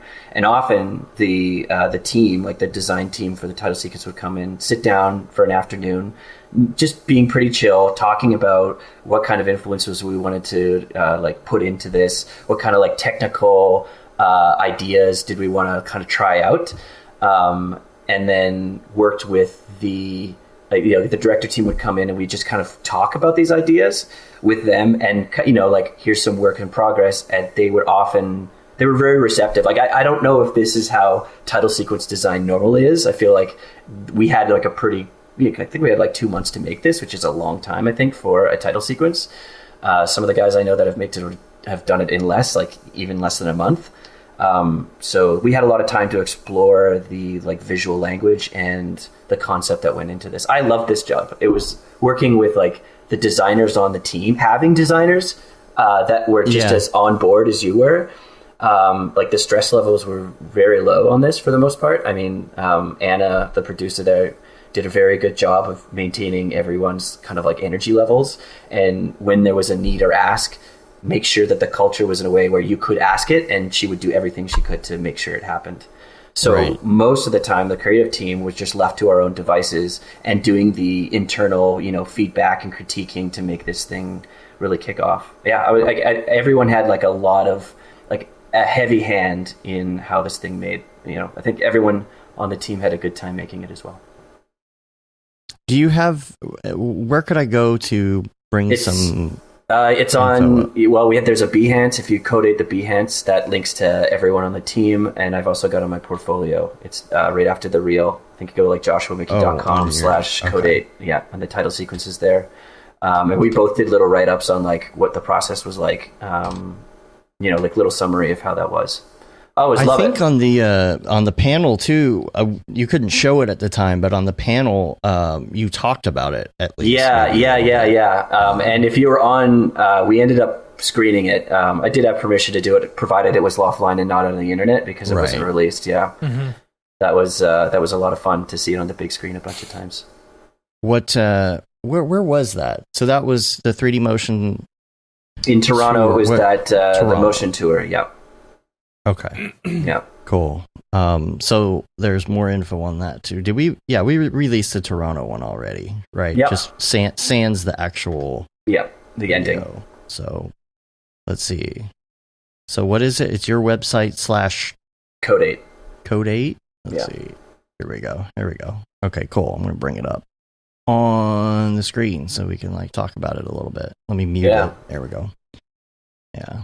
So you want to talk talk us through this, and I can scroll back and forth or whatever, as we go, if you want me to pause on something. So Alon had already a very strong creative direction locked into this. Like he wanted to do this history lesson through archival footage, and then just a little twist. We did a lot of like shot replacement, and Hassan and Alon worked closely on building additional VFX elements in these to make it look like a world that's familiar but different.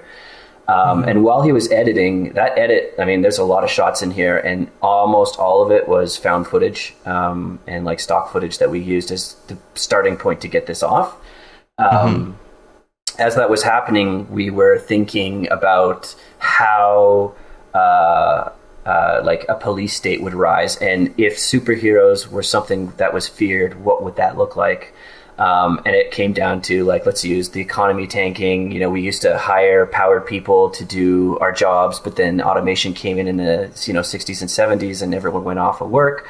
So we were trying to look at like recessions and how disruptive technology happens, and how people deal with it. Except for the people are the thing that's disrupted, and they end up getting marginalized and pushed off to the side and feared. And there's a kind of like tipping point where, as our technology today gets into like self-identification or like population control, this new tech that we play with now that we take for granted, then the dark future of like where this could go if it's abused kind of and sets the tone for the film, because it's pretty dark and a little bleak.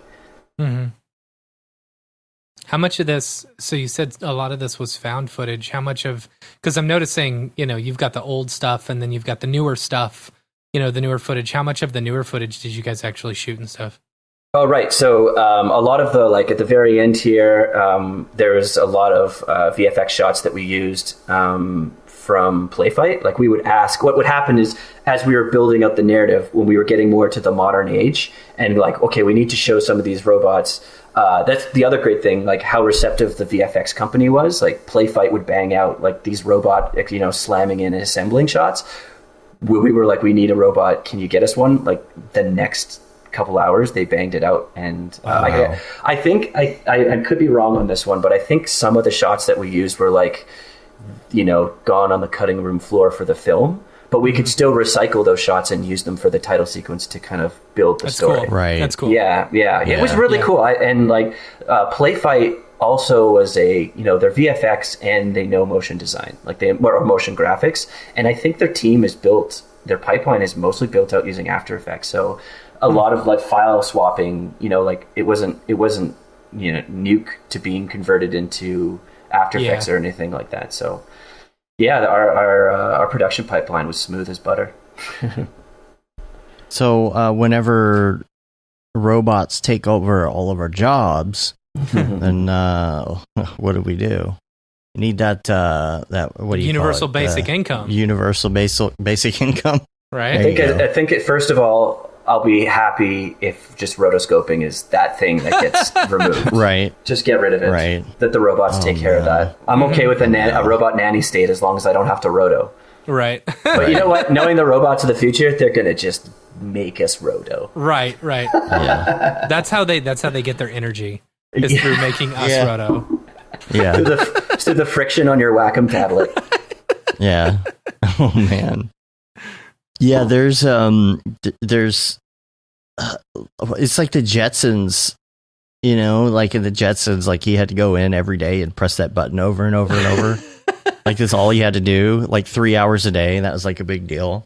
I wonder if they had universal basic income on the Jetsons. I mean, they had to afford that super nice house and stuff. I don't know. In the clouds. You ever hear the rumor about that? Is that the Flintstones and the Jetsons are actually in the same world, and that everybody below had actually, the reason they had things like taxis and stuff like that is because they were all like blown back to the Stone Age, and so that's all they had. And then the rich people rose above the clouds, and they were all living above the Flintstones. That and that was all going on at the same that time. wouldn't make sense since there was the Flintstones Jetsons crossover. That's true. Flintstones with meet the Jetsons. with the time travel aspect of it. Yeah. So well, maybe it was only a day. Yeah, maybe. That's funny. Yeah, the class system rises, I guess. Yeah. What else are you working on right now? Bids. Doing the bid thing right now. Yep. Yeah. It's that time of the year. I hope that I'll be doing some photogrammetry stuff coming up. There's a particular project that calls for it. I like working with that way of asset creation because I'm not a 3D modeler at all. Like I don't do like hard surface modeling, never really got into that stuff. You know, I'm like most C4D guys where you got to give me the asset and I'll light it and make it happen. See, I think that's like, I was talking to my cousin the other day because I've been trying to get him into C4D. He does a lot of installation type stuff, you know? And I was like, you got to learn it. You got to learn it. And he's like, yeah, but the modeling stuff, I just can't wrap my head around. I said, you don't have to worry about that. There's a lot of people who make very decent money, you know, without even knowing how to model. Yeah. So. And especially with like installation work, there you can still be the pre-production phase, you know, like laying out what the scenery is going to look like. You can bang that stuff out super fast with Cinema 4D. Yeah. You know, the detail work, I mean, eventually when you bring in those assets, but blocking in shots and thinking about how your lighting setup's going to work, especially in the pitch phase or like, I guess like the concept development phase, where, you know, we don't want to, that's like the best place for C4D in like the real world kind of place. Yeah. But you should go talk to the Moment Factory guys about that because they are the, like, to me, the pinnacle. At least in Canada, they're guys that do the installation stuff. Moment Factory. Why do I know? Why do I know that name? They do big installation work. Yeah, they are like the legion of installation. Like, I feel like I've met somebody from there, or we've had someone on the show from there. Haven't we? I don't know. Patrick might have worked with them in the past. Goski? Yeah, Goski. He's doing installation stuff now too. Is he? Yeah. Yeah, I know he was doing some touch designer stuff. Yeah, touch designer. I love it. Man, I feel like that's what Montreal stuff. Montreal is like the place for that audiovisual real world. Like the culture around that city. Have you guys ever been to Mutech before? Or heard about it? Oh man, it's an electronic music festival where up and coming artists often like, you know, come out of the woodwork, both in the audio and visual, and they pair often a lot of these artists together to make the live experience. And Montreal has they built the like main, you know, the Place des Arts, the center kind of like meeting place in Montreal. It's designed completely around that idea of people interacting with like a real world digital space. They've got like seesaws that make noises, swings that have like lights. It's like a playground, a digital playground you can wander around. We have had someone on the show talking about this. Who was the one that did the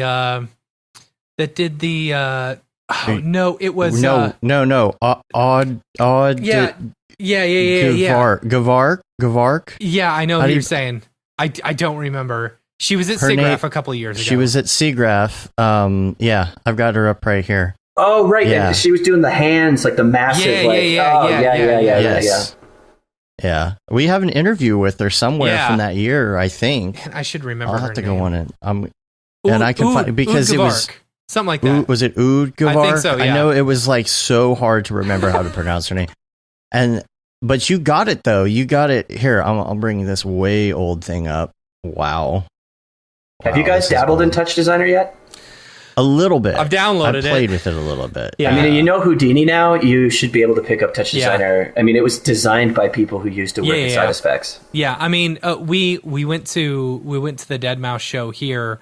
We hung out with him before the show when he was showing us how he set up the entire show. It's absolutely insane, the stuff that he's doing with Touch Designer. Nuts. Yeah. Man, he's got custom plugins and everything. Like he's gone into Ableton. Ableton. And done these custom plugins that talk to Touch Designer and do everything and run time code and all of that stuff. Like, you know, he doesn't just hit play on an iPod. No. Like they say DJs do. I'm a big fan. I want to get more involved in the touch designer thing. It's just definitely on the other list. I would think I would learn touch designer first before I got into Unreal in terms of like if the next software package that I need to ramp up on. I dabbled a little bit in it a couple years back. There was an R&D project that I worked on with folks at Jam 3, and we created this double projector paint on surfaces, kind of like, I don't know, little thing. I think it's in my portfolio as well. That was a lot of fun, and it came out of Touch Designer hosting a 101 weekend and getting involved there. So the team, like the Jam 3 team and I were like, this is cool. And I mean, Jam 3's gone on to do some pretty crazy installation work now, and at the time that was kind of when they were thinking, let's get more involved in like the installation world, and I kind of snuck in there to do a little R&D with them. That was a lot of fun. Mm-hmm. I've got the pronunciation up. We'll listen to it here. So you won't hear this in the podcast, but Udgevark. But I bet. You think? Let's see. Yeah. Let's see what you say here. Udgevarsh. Yeah. There we go. All right. There we go. That's it. Great interview. Old interview. When is that from? 2017, 2018. Yeah. What does it say? Yeah. It's August 3rd, stuff. 2017. Yeah. I mean, not the interview, but her work was really good. Yeah. Yeah. It's a sneaky little place. Like the installation industry is a hard, like, nut to crack to get into it. I mean, it's easier in Montreal because that's a lot of what a lot of people are doing there.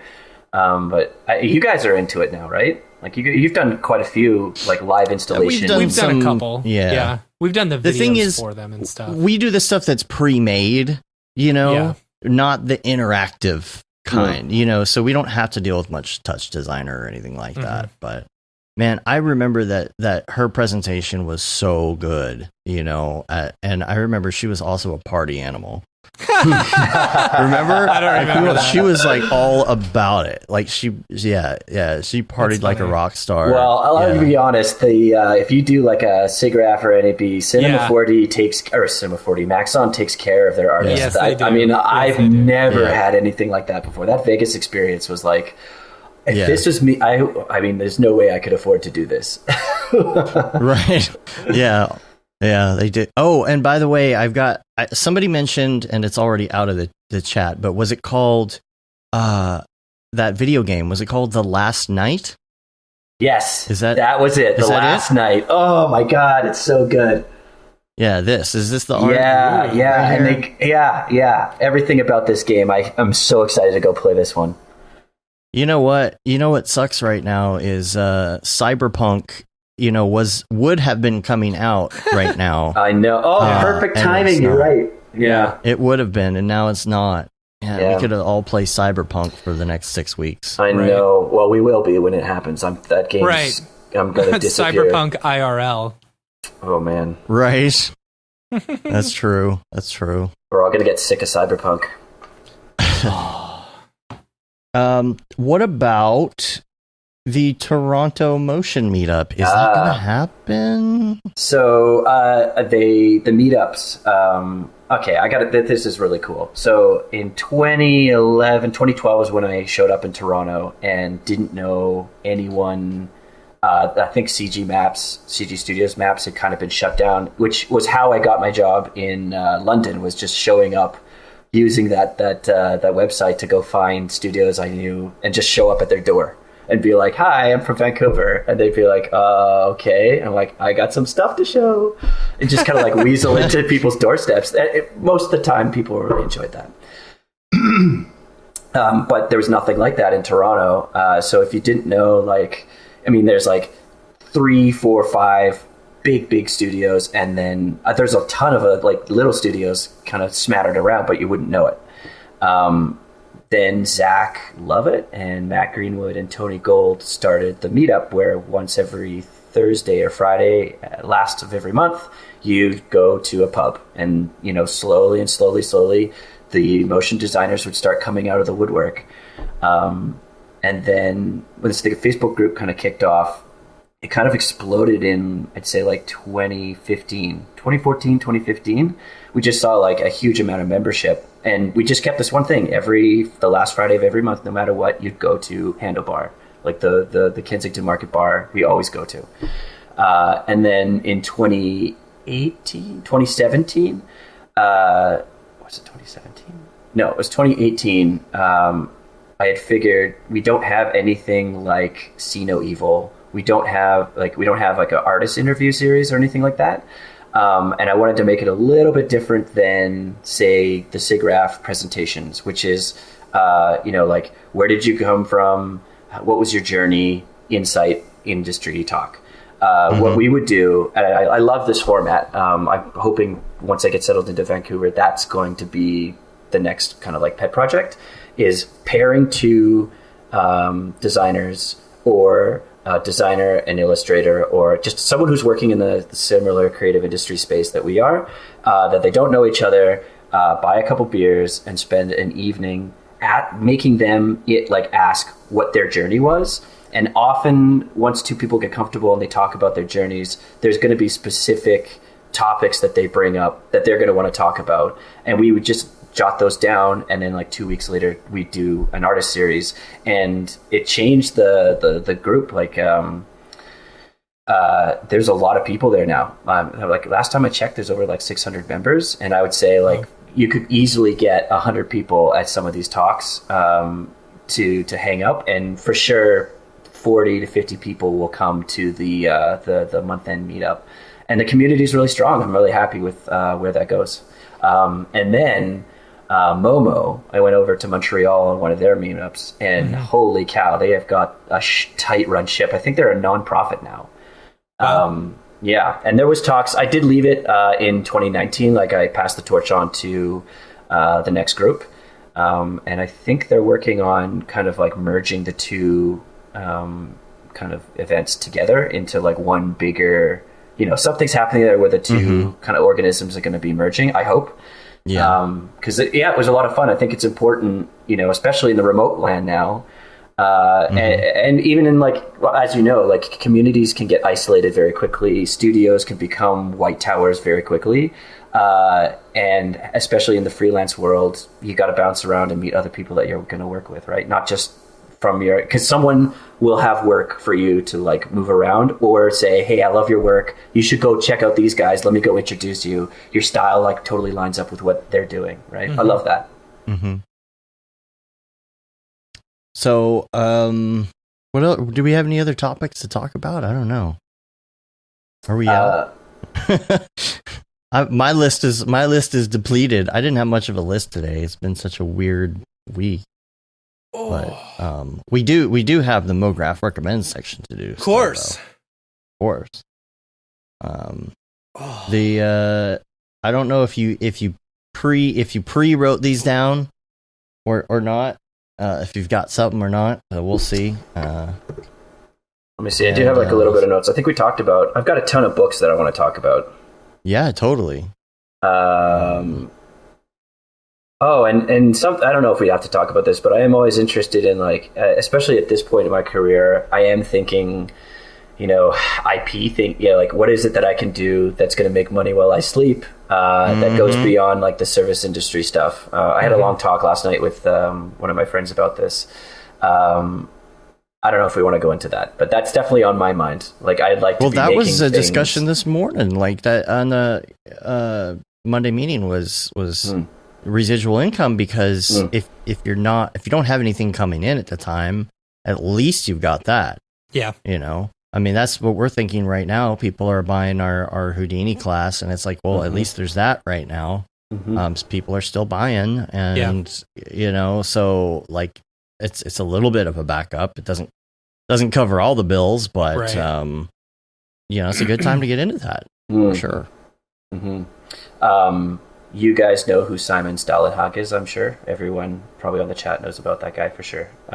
He's done these massive storybooks. He's based in Sweden, I think, in an isolated island in Sweden, and he illustrated a storybook about this. Like he world built. He made 4 books about this world that kind of resembles the 90s in Sweden, or the island he lived on. And he references like old photographs from his childhood and digitally kind of like incorporates them into this world of like robots, or a world where they were around, but now they're not. It's cool. Yeah, I'm looking at it right now. Yeah, we've talked about this photo. We've had this photo on the show before. I love his work. They're coming out with a new show, but I thought that was an interesting model. How thinking about building your own world like this. I mean, there's a couple designers that are thinking about going over to the like game design world, because world building is like, that's an interesting place to start building your own brand, I guess. I don't know if I could ever be a guy that makes 3D assets and sells them on Gumroad. That's not really my MO. I don't know if I could do that. I could definitely do that. But it'd be cool to build a world that people get involved in. That's kind of like where my mind's at right now. Building something like a mythos that people can kind of watch grow with you.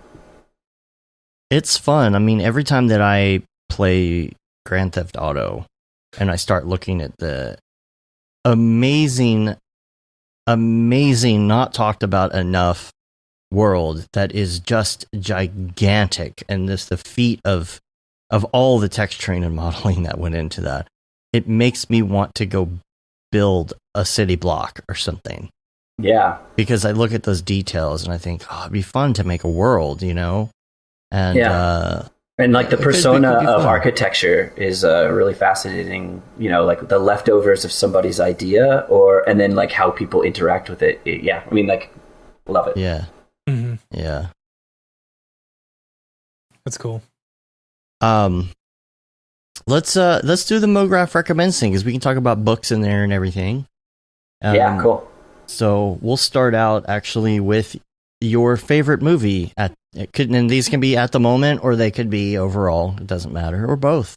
I like process porn movies. So like Arrival was a good one. When you do that montage of like experts kind of figuring out a problem, I kind of like those. I don't know. It goes well with like cooking shows.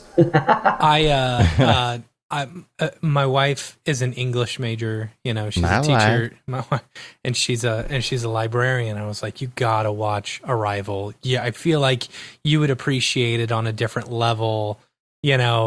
But then there's the whole twist at the end, which she doesn't like those types of movies. If you haven't seen it, but for her, it's like work. yeah. It's like I don't get it.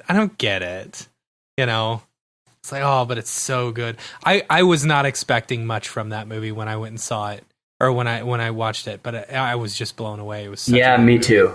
I didn't even know about it, and then I forget, someone had sent me a podcast on the breakdown that musicians, like it was like the breakdown process of the musicians that we know and how they make their albums, or how they scratch the like track for a movie, and it was an amazingly talented. Who was the sound designer or the composer for that? I think he passed away. He was Finnish. I can't remember his name, but his work is like at a unique sound. Like I don't think anyone's kind of come close, which is why that movie sounds so different. I love it. And what about music? What kind of a music person? Johannesson? Yes, Johan Johansson. Yeah. And I mean, he went into breaking down how he had come up with a lot of those sounds. It was very like mind-opening. Yeah. He was born in Reykjavik. Oh yeah. Okay, so Iceland. Yeah. Yeah. Yeah. I'd love to be there right now. Right. Or Greenland.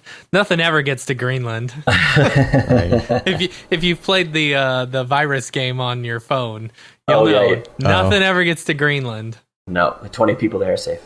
Yep. Yeah. Music. Yeah. I think music. Rival consoles is my go-to. Like I even use them in my reel. Like I love that type of minimalist. I like minimalist electronica because it gets you into the mood and it's easy to work with. Mm-hmm. If I'm not listening to a podcast, which is probably going to be most of the time I'm listening to a podcast. Well, that's one of the questions. What podcasts? Have you heard of The Dollop?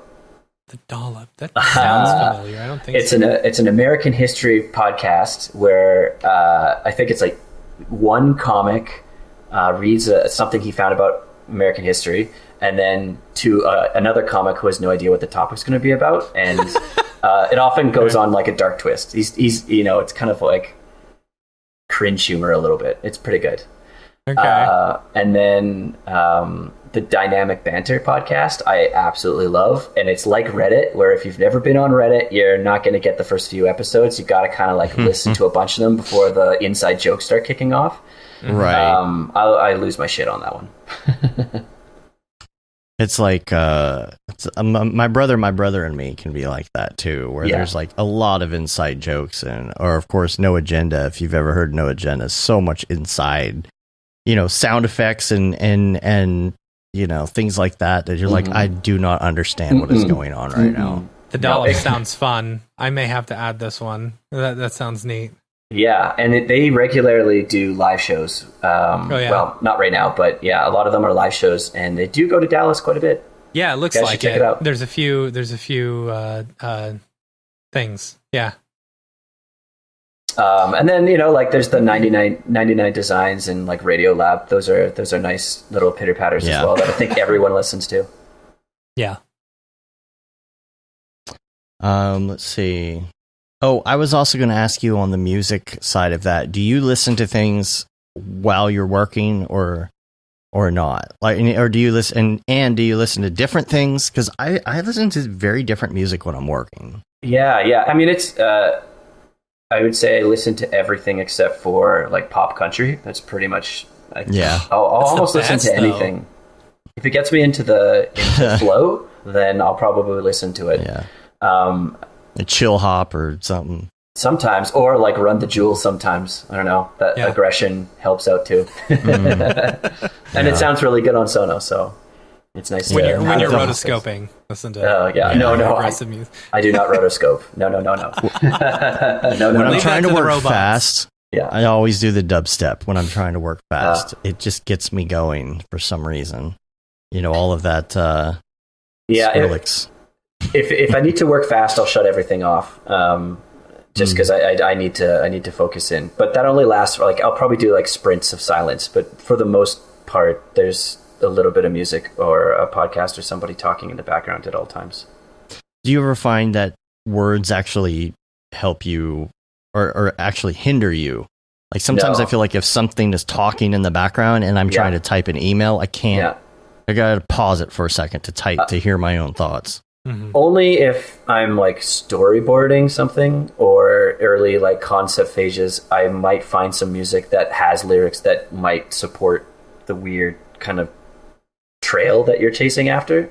But no, I don't get distracted by the lyrics too much. It's easy for me to like tune that out and hear the voice more as like a musical instrument rather than like the lyrics or the poetry that's behind it. And what else do we got? TV shows. You watching some TV shows? Well, Picard, of course. Good? Oh, man, don't tell me about it. Don't tell me. Shh. No, okay, well, we won't talk about the story, man, but how do you... in general, how do you feel about it? It's not Star Trek, but it's really good sci-fi. I would call it Star Trek Destiny right now. Especially that last episode reminded me of Destiny. Okay. I mean, like, it's nice to have familiar characters, but it doesn't feel like Star Trek, and I can see... How do you feel about Discovery? Star Trek HR, you mean? Okay. Wait, what? I loved the second season. Wait. I hated the first one. Really? Yeah. I liked the first season. Yeah. It jumped all over the place. I like the team dynamics of the characters, like how because they're more comfortable with each other. I liked how each episode flowed and how the characters would like figure out what the problem was and fix it. There's between the first two seasons, there's a very different way on how the like leadership team talks to everyone. That's why I call it Star Trek HR, because the Christopher Pike is like what I imagined like an executive HR would be like. This is how you run a company. This guy's leadership style is how we're going to be moving forward. He's a yes and kind of guy. Okay. Okay. See, I've only seen season 1. And because they just finished season 2, right? A little bit ago. Mm-hmm. And so I don't like watching TV shows when they're on the air. I have a hard time because I just want to binge everything. You know, I'd rather just take it all in at once. I don't like waiting. But Matt, how come you haven't started Picard yet, though? Because I want to wait until it's over so that I can binge the entire thing. Yeah, it is hard. It is hard to wait for the Picards. I enjoy I also them all. I forget so easily, you know, what happened over the last episode and stuff. Like watching, I don't know, watching any sort of show that you don't, unless you watch the episode 2 or 3 times until the next one comes on, you're not going to remember everything that happened, you know? Yeah. I don't know. That's me. And I think my all-time favorite TV show, period, and stop, is Mr. Robot. Like that got me deep. I love it. And the ending, really? I was really happy with the ending as well. Were you? Yeah. I've only seen to season 2, halfway through season 2. Season 2 dragged me. I was like, oh gosh. I don't know if that kind of like that stopped me cold in my tracks. I'm like, I don't know if I can make it through this. Somehow I ended up, I guess I didn't realize that a season was on, so now I realized I was 2 seasons behind, and now it's over, right? Mm-hmm. Is it completely over now? Yep, done. So yeah, so I'm trying to figure out that sometime. I guess I got time now to finish it, right? You know, but I do need to go finish it because it totally can get kind of slow. Completely understandable, you know. It can get slow at times, but overall, yeah, I mean, it's great. So, yeah. There hasn't been a great show and like series ender since Breaking Bad. Like, and I think Mr. Robot kind of put themselves in it. It was like Sopranos, Mr. Robot, and Breaking Bad, I think, are the few TV series that I can think about just off the top of my head that did it right and didn't end. I don't know. It's hard to end a TV series. So did you see The Good Place? I'm not caught up. But I have watched a little bit. The ending for that was one of my favorite endings of a show ever. It was I didn't know how they were going to do that, and they did a good job. Yeah, that one took me a bit to grow into. I wasn't excited about the first. I was like, I don't know if I like this, and then you warm into it, and you're like, oh, these characters are endearing. I kind of like it. Yeah. Oh man, what is going on? Who's calling you? What am I getting? That is a call in Google. In Google, yeah, someone's calling. It's a spammer. It's because I left my email open. Whoops! Let's mute that tab. Have you been watching Better Call Saul then? Oh, not this season. I should have. Oh, somebody's calling me. Yeah. We're all getting calls at the same time. Yeah, there you go. They're analog spammers out here. Right. Better Call Saul, I look forward to this season because we're finally getting into. I walked away from it because I kind of want to get back into it when he's almost Saul, you know, like when he becomes the character. Yeah. Until then, I'll get back into that one. See, the thing is, like, I don't know if they'll ever go that far. I'm wondering if it will be over before you really understand. I mean, I'm sure you'll understand how he becomes him, but I don't know if they're going to show him. What season are they after on that? With that? Oh, 1 sec. Okay, because I'm only. Sorry, I'm just on a podcast right now. Okay. Didn't expect anyone to show up. That's funny. I'm only halfway through season 2. It's one of those shows. My wife doesn't like watching it, so I got to watch it when I'm on a plane, you know, and binge as much as I can. Which, with as little travel as I'm doing this year, you know, it's so good though. It's all right. So good, you got to finish it. What was the other one I was going to say? Westworld came out last night. I haven't seen it yet, but y'all watching man. Oh, yeah, I love Westworld. Oh, no. Maybe I'll just wait a bit. That one, I love those. And they always end on cliffhangers, so I think I'm going to have to binge that one. Yeah. See, that one normally, so I would watch Westworld. That was one of the ones where I would watch it as it was on, and then rewatch it again, you know, at some point during the week, so I would be kind of caught up, you know, because I feel like Westworld's one of those ones where you got to watch a couple of times. I don't know. It's so like it is so massive. I mean, it's just like Game of Thrones. Like the amount of special effects and all of that, they only come out every 2 years. Yeah, you know, I am excited about Aaron Paul Aaron Paul is he's such a good actor.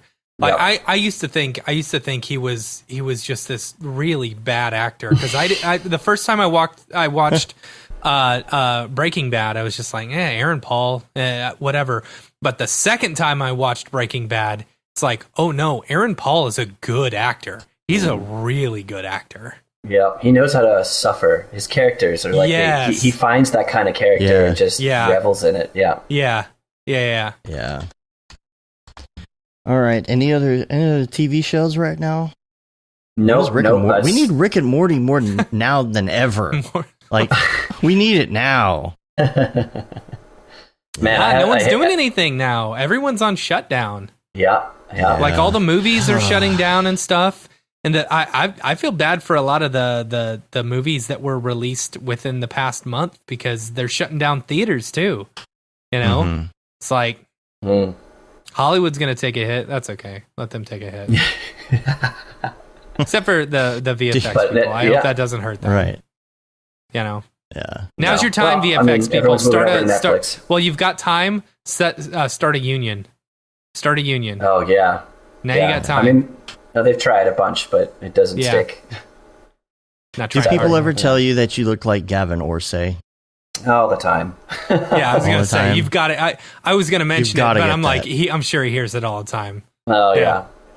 Sometimes I'm not sure if it's just me. Yeah.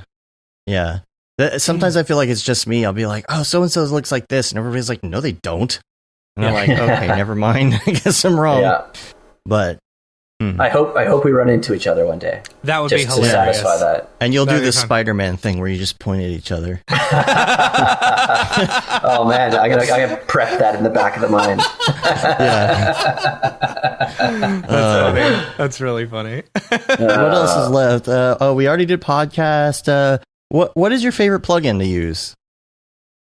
I don't do plugins very often. I dabble. I know I'm going to use that one of those UV map, like that kind of stuff. I mean, the reason I learned Houdini was so that I could just make a lot of the grind of making things more streamlined.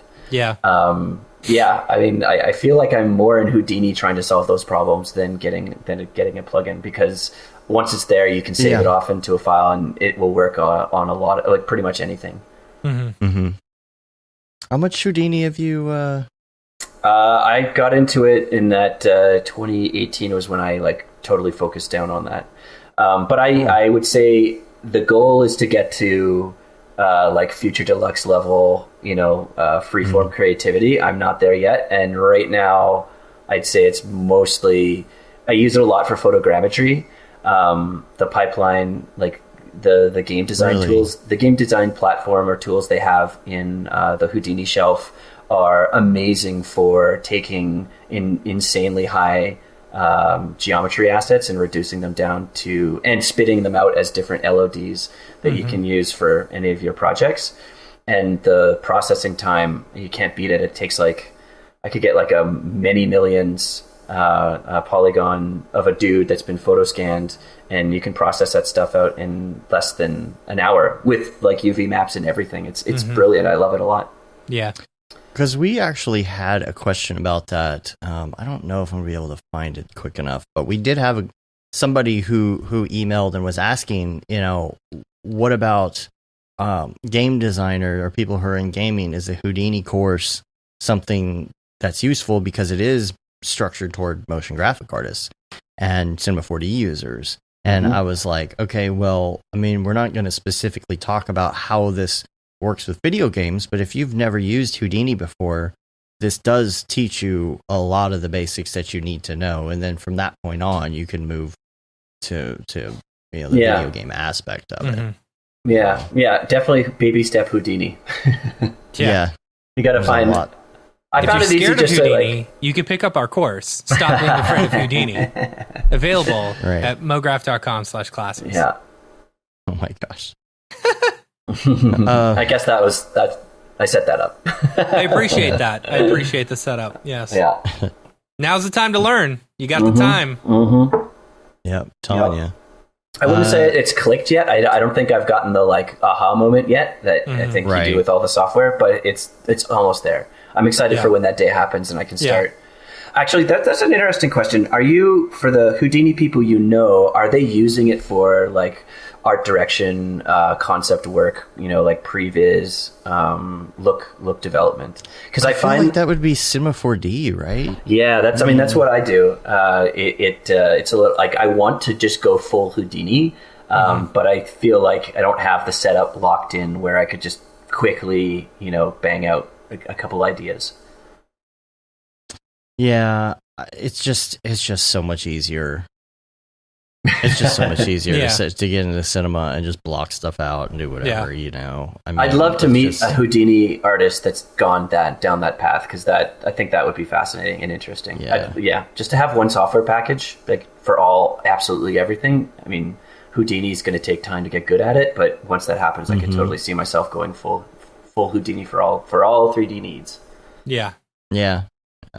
It's going to be interesting to see where that goes, because I feel like the software, all these different softwares have their strengths, and a lot of them are looking at the other softwares and saying, okay, do we want to go this route with it? Do we want to go that route with it? You've got certain pieces of Blender, for example, that people really like, and they go to. You got those people that the staple is Cinema 4D, and rather than getting a bunch of plugins, they'll go up to Houdini and they'll do their thing and they'll spit it back out and go back into Cinema. But it's like, okay, where is Cinema going to go? Because to me, Cinema 4D needs to be able to stay easy to use, but it also, like, if it had a little more under the hood capability where you could just open it up, when you're in Houdini and you can type in those formulas right into the XYZ fields, man, it's so powerful. Like, I wish Cinema could just do simple stuff like that, like referencing one other thing, like, instead of the set driver, not just set driver, set driven. Yes. But like directly type into those things. When you center something so that the scale always keeps it centered or whatever, that kind of thing. And then like put in the formula. And then if you want, you right click and open it. And then there it is in as nodes, Man, and just with Espresso. I wonder if, I feel like Merc Wilson is the guy that you would go talk to, because he seems to just effortlessly take a lot of these things and just translate it into Cinema 4D and make it easy for everyone to do that. I'd love to hear him on a podcast. I don't know where he is even in the world. He seems like a mystery to me. He is AI. He's AI. Yeah, that's right. That's amazing. That's always been the joke, is that he doesn't really exist and he's all AI. And, but he recently got into, I believe, was it a motorcycle accident? Yeah, something like that. And hurt his hand, so it's been really difficult. So he's recovering. But I feel like we're going to see a resurgence. He's probably got all these ideas now. Back when he was very, very new, back in the day, I found like one picture of him on Facebook, and then realized he was super young, like 19 at the time. And he's in his 20s now. But I hope he comes back with more of that. And maybe Maxon should hire him, to come up with these, things for them and just implement it straight in. That would be amazing. Yeah, because he seems to have like the best ideas. Yeah, just have like a Merc update. Yeah, breaking news, Merc update. Speaking of which, how do you pronounce this actor's name? Idris Elba. Yeah, am I saying Idris that right? Elba. He is positive for coronavirus. Awesome. Yeah. Great. Yeah. I'm sure there's a lot more people who are positive than they know. Yeah. Like I was hearing somewhere upwards of 500,000 people probably have it and just don't know. You know? Canada's restricted its borders now. New Jersey added a curfew. There's a presidential address at 3:30. Oh, man. Europe ends free travel as governments everywhere fight. I guess they're between the union states, or whatever you would call them. The what do you call it? No. Is that what you call it? You know how you can free travel between countries in Europe? I don't know. I guess they're ending that. I guess they're ending that for now too. Wow, man. All right, what else is on our list here? Go get gas while you can. Cheap gas. There's going to be a gas crisis. I've got another book that is in these times the perfect book to pick up, The Food Lab by Kenji Alt Lopez.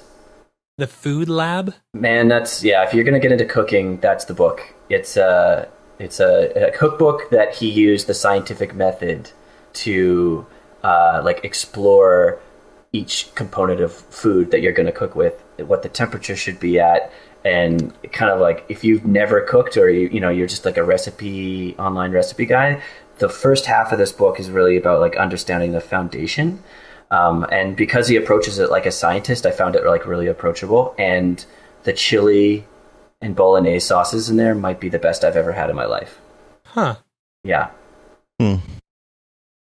Neat. All right, you're gonna have to send me the link to all of these things so that we can show notes. Have y'all read the book What If?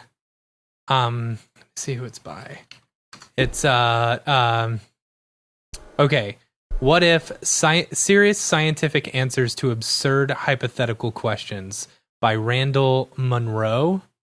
Have y'all heard of this?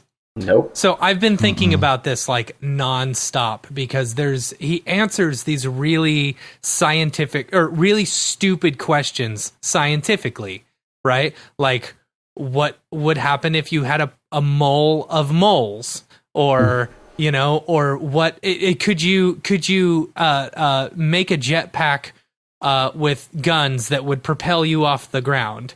Or all this other stuff. One of them was... Could God make a burrito so hot, that he himself could eat it? Yeah.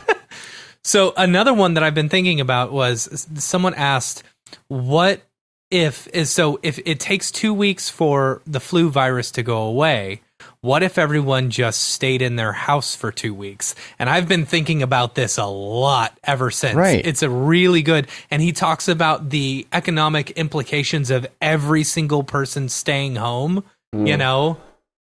It's insane. Anyway, check that out. And speaking to that, you guys have seen the NASA images of Wuhan, like once, and like how pollution's cleared up, and people are like, I can breathe, and the skies are blue, and like I think there is something to be said about working remotely. Yeah, right. Yeah. This New Jersey curfew is 8 p.m. though. That is early. Huh. I was thinking like it would have been midnight. So how do they enforce that? Do you get arrested for going outside after 8 p.m.? That just sounds so dystopian to me. I just can't even deal with it in my head right now. But wow. Let's go to headphones. What headphones do you use? I'm actually borrowing headphones from someone else. My headphones are the little B&O E8s. They're like the wireless buds that you can stick in your head. I love those. Yeah, they sound good. Do they have the strap thing on them, or are they just completely... They suck right into your ear and you're good to go. Weird. What are they called? The E8, B&O E8 Play or something like that. B&O E8. I want to see what these look like. Okay. So they fit in the ear. They're like they're the in-ears. Yeah. But the downside is you can't do what we're doing. Like I can't do a podcast with those things on. Like I can listen to music and stuff, but the audio screw up. It's impossible to fix. It's really hard to use those things to do like computer Bluetooth stuff with microphones and all of that. Like I've got even my Bose. If you go into what do you call it? Headset mode. Yeah, it's just super difficult to use, and it kind of acts funny. But it is great for like meetings. I do like wandering around when doing client meetings and stuff. And like I don't like cords. I don't like being stuck to a cord. I like to bounce around and not have to worry too much about things cutting out. Yeah, they're pretty good. And I guess they came out with a new model just now. And what's your favorite app? Favorite go-to app on your phone? Oh, Instagram. Yeah, Instagram. That's my I think it's my Gmail and my Instagram are pretty much the only two things that I regularly open, and my banking app. That's it. I'm pretty boring with the apps. But someone had made a recommendation for the that mobile game Command and Conquer Rivals. Man, that's a dangerous, fun game. Watch out. I gotta like make sure I don't go into that too much, but it is addictive. Mm-hmm. Is that one of those top-down? Yeah, it's a strategy game. It's like a really condensed version of like a strategy game. Yeah, it reminds me. I never get into that. I love playing chess, and this particular game kind of, once you get deep into it, there is a little chessy kind of element to it. I like it a lot. Were you into StarCraft or any of that kind of? Oh man, dude, like StarCraft, that was the first obsession. I mean, like, I was in like junior high when that came out, maybe like grade 6, grade 7. And if you look at all my sketchbooks as a kid, like that's how I learned to draw. It was either like Spider-Man comics or, they came out with these concept books that would like give you the lore of the universe that they built in, and these amazing illustrations. And I would spend hours just kind of like dissecting and trying to like recreate that world. Oh man, I like wrote short stories and everything. Like the StarCraft obsession went deep. Yeah, that's funny. I was super nerd, but I had like friends that were just so into it, and like back then it was internet cafes were starting to pop up all over the place, and I had these friends that would just go hang out in these internet cafes and play StarCraft all night. Oh man, my parents were not impressed with that game at all. Just and I was playing it. I was thinking about it. Oh, it was ridiculous. It was the game mechanics there were just scratching the addiction in my personality hardcore. Did you get into Warcraft because of that by chance, or? I did play a little bit of Warcraft, but it didn't really. Yeah, I mean, I almost feel like it was really hard at that time. I didn't know a lot of PC gamers. Everyone was playing consoles at the time.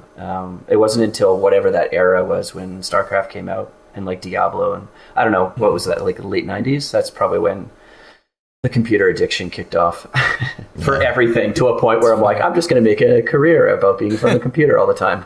Right. That's something we should do. We should have some sort of like gaming night for Mographers. We tried to do that a while back. We should come up. We should do that again. Now that everyone's like stuck.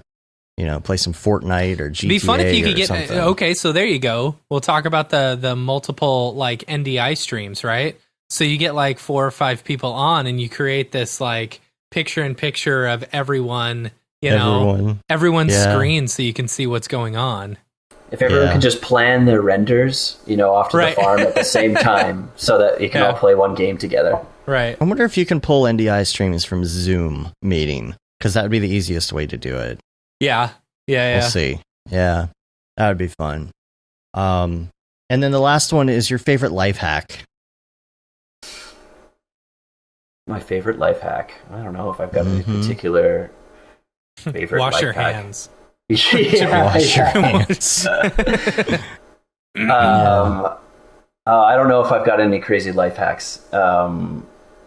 No, I'm not. I don't think I have anything. Like the thing that came to mind was like go on Google Flights, because that's the easiest way to find the algorithm, the best algorithm to find the cheapest flights. Yeah. Yeah. I don't know. And cook from home. Right. Yeah. At this point.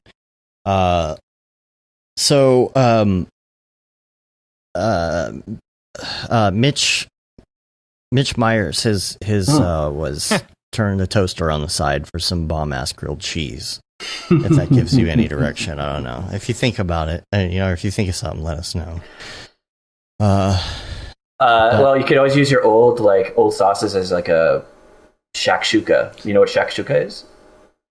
Anyone? I don't know what that is. It's a dish. It's like a really thick tomatoey sauce that you bring up to a boil, and then you kind of like make little nests inside of it, and you plop an egg, and you can get like a pretty decent egg that's got like a tasty tomato sauce thing. But I found that you could use it with chili or a bolognese or like a thick soup or something. All right. See, that's not bad. That's a good one. Yeah. All right. Well, I think we're out of topics for the day. Yeah. We're probably going to go discuss. Matt and I are probably going to discuss what we're going to do on the stream next week. Yeah. Come up I got with a plan. I got some house cleaning I got to do too. Well, I mean, everyone's ready for a podcast interview. Right. That's right. We should just get everybody. Should be pretty on. easy. Yeah. Yeah. So. We're going to get out of here. You can rate us on iTunes, leave a review. You can also subscribe on your podcatcher of choice. That helps get our ratings up.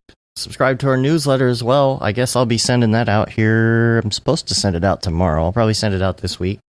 Yep. And where was I? You can say you've been there, done that, got the t-shirt with the Mograph logo tee, the Paul Babb Feel the Bab 2020 shirt. All the profits from that go to Doctors Without Borders. You got the Render Things t-shirt, hoodie, and long sleeve tee. That Render is Fire shirt, which you can only wear ironically. And of course, we're on Facebook, Twitter, Instagram, YouTube, mograph.com. Coming out with us in the chat on Slack. And like I said, we've already gotten some emails asking to get into Slack as we've been on the show. So we'll take care of that. We'll get you on there.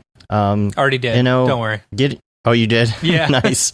Come hang out with your Mograph friends in our Slack, and we'll keep each other company. We'll keep each other from getting too anxious. We'll help each other out. Get on the jobs board. If anyone needs help with projects, if anybody if you're available. If you're available, let us know. We'll get in there. We'll all help each other out during this. So, yeah. Oh, thanks again. Before we leave, is there such a thing as a motion design agent or like rep or something for like small artists? I would love to know. Yeah. And find someone like that. Do you know some people we've talked to? Do you know Frederick Duquette? I don't. Goes by Fuck Render. Oh yes. Yeah. I think he has an agent. Hit him up. I know he would probably be able to answer some questions about that. But I know a few people who have. Because that would be great. Yeah. Yeah, for sure. And if people want to find you online, where can they find you on all the things? My Joshua Mickey is the handle for literally everything. Facebook, LinkedIn, Instagram. Yeah, I am on Twitter, but I'm not on Twitter. I'm trying to phase that out of my life. No. Twitter is a cesspool.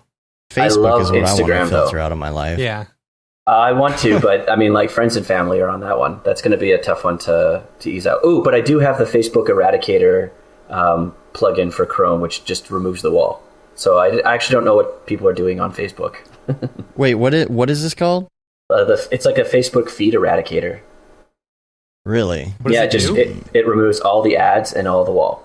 And does it get rid of all the notifications too? If you log in on site, it just goes to it will give you like pings, like heads up you've got people doing things you want to look at, or your messenger. It doesn't affect that. But the main page, I guess that's my life hack. I'll use that as my life hack.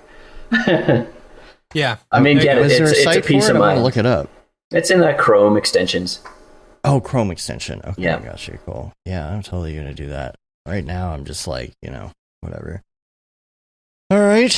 I think we're going to get out of here. And we'll stay on the stream with you here for a second after we finish up. But until next time, I'm Dave.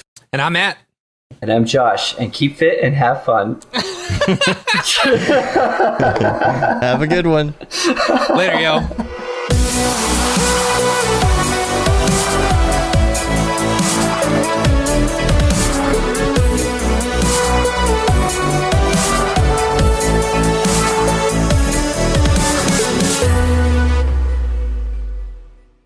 Pretty good, I guess. Mograph.com, an online resource for motion graphic artists. Start your week with the Mograph podcast. Industry news, interviews with your favorite artists, and terrible humor. Watch live shows and interviews from Mograph events like NAB, SIGGRAPH, Half-Res, and local meetups. Our Mograph Talks feature live demos and motivation from artists all around the world. Sometimes you gotta make stuff that you're not gonna put on your reel, and I'm not here to judge. What if Rick and Morty show up for the countdown at midnight? That's where I peaked in life, in my career.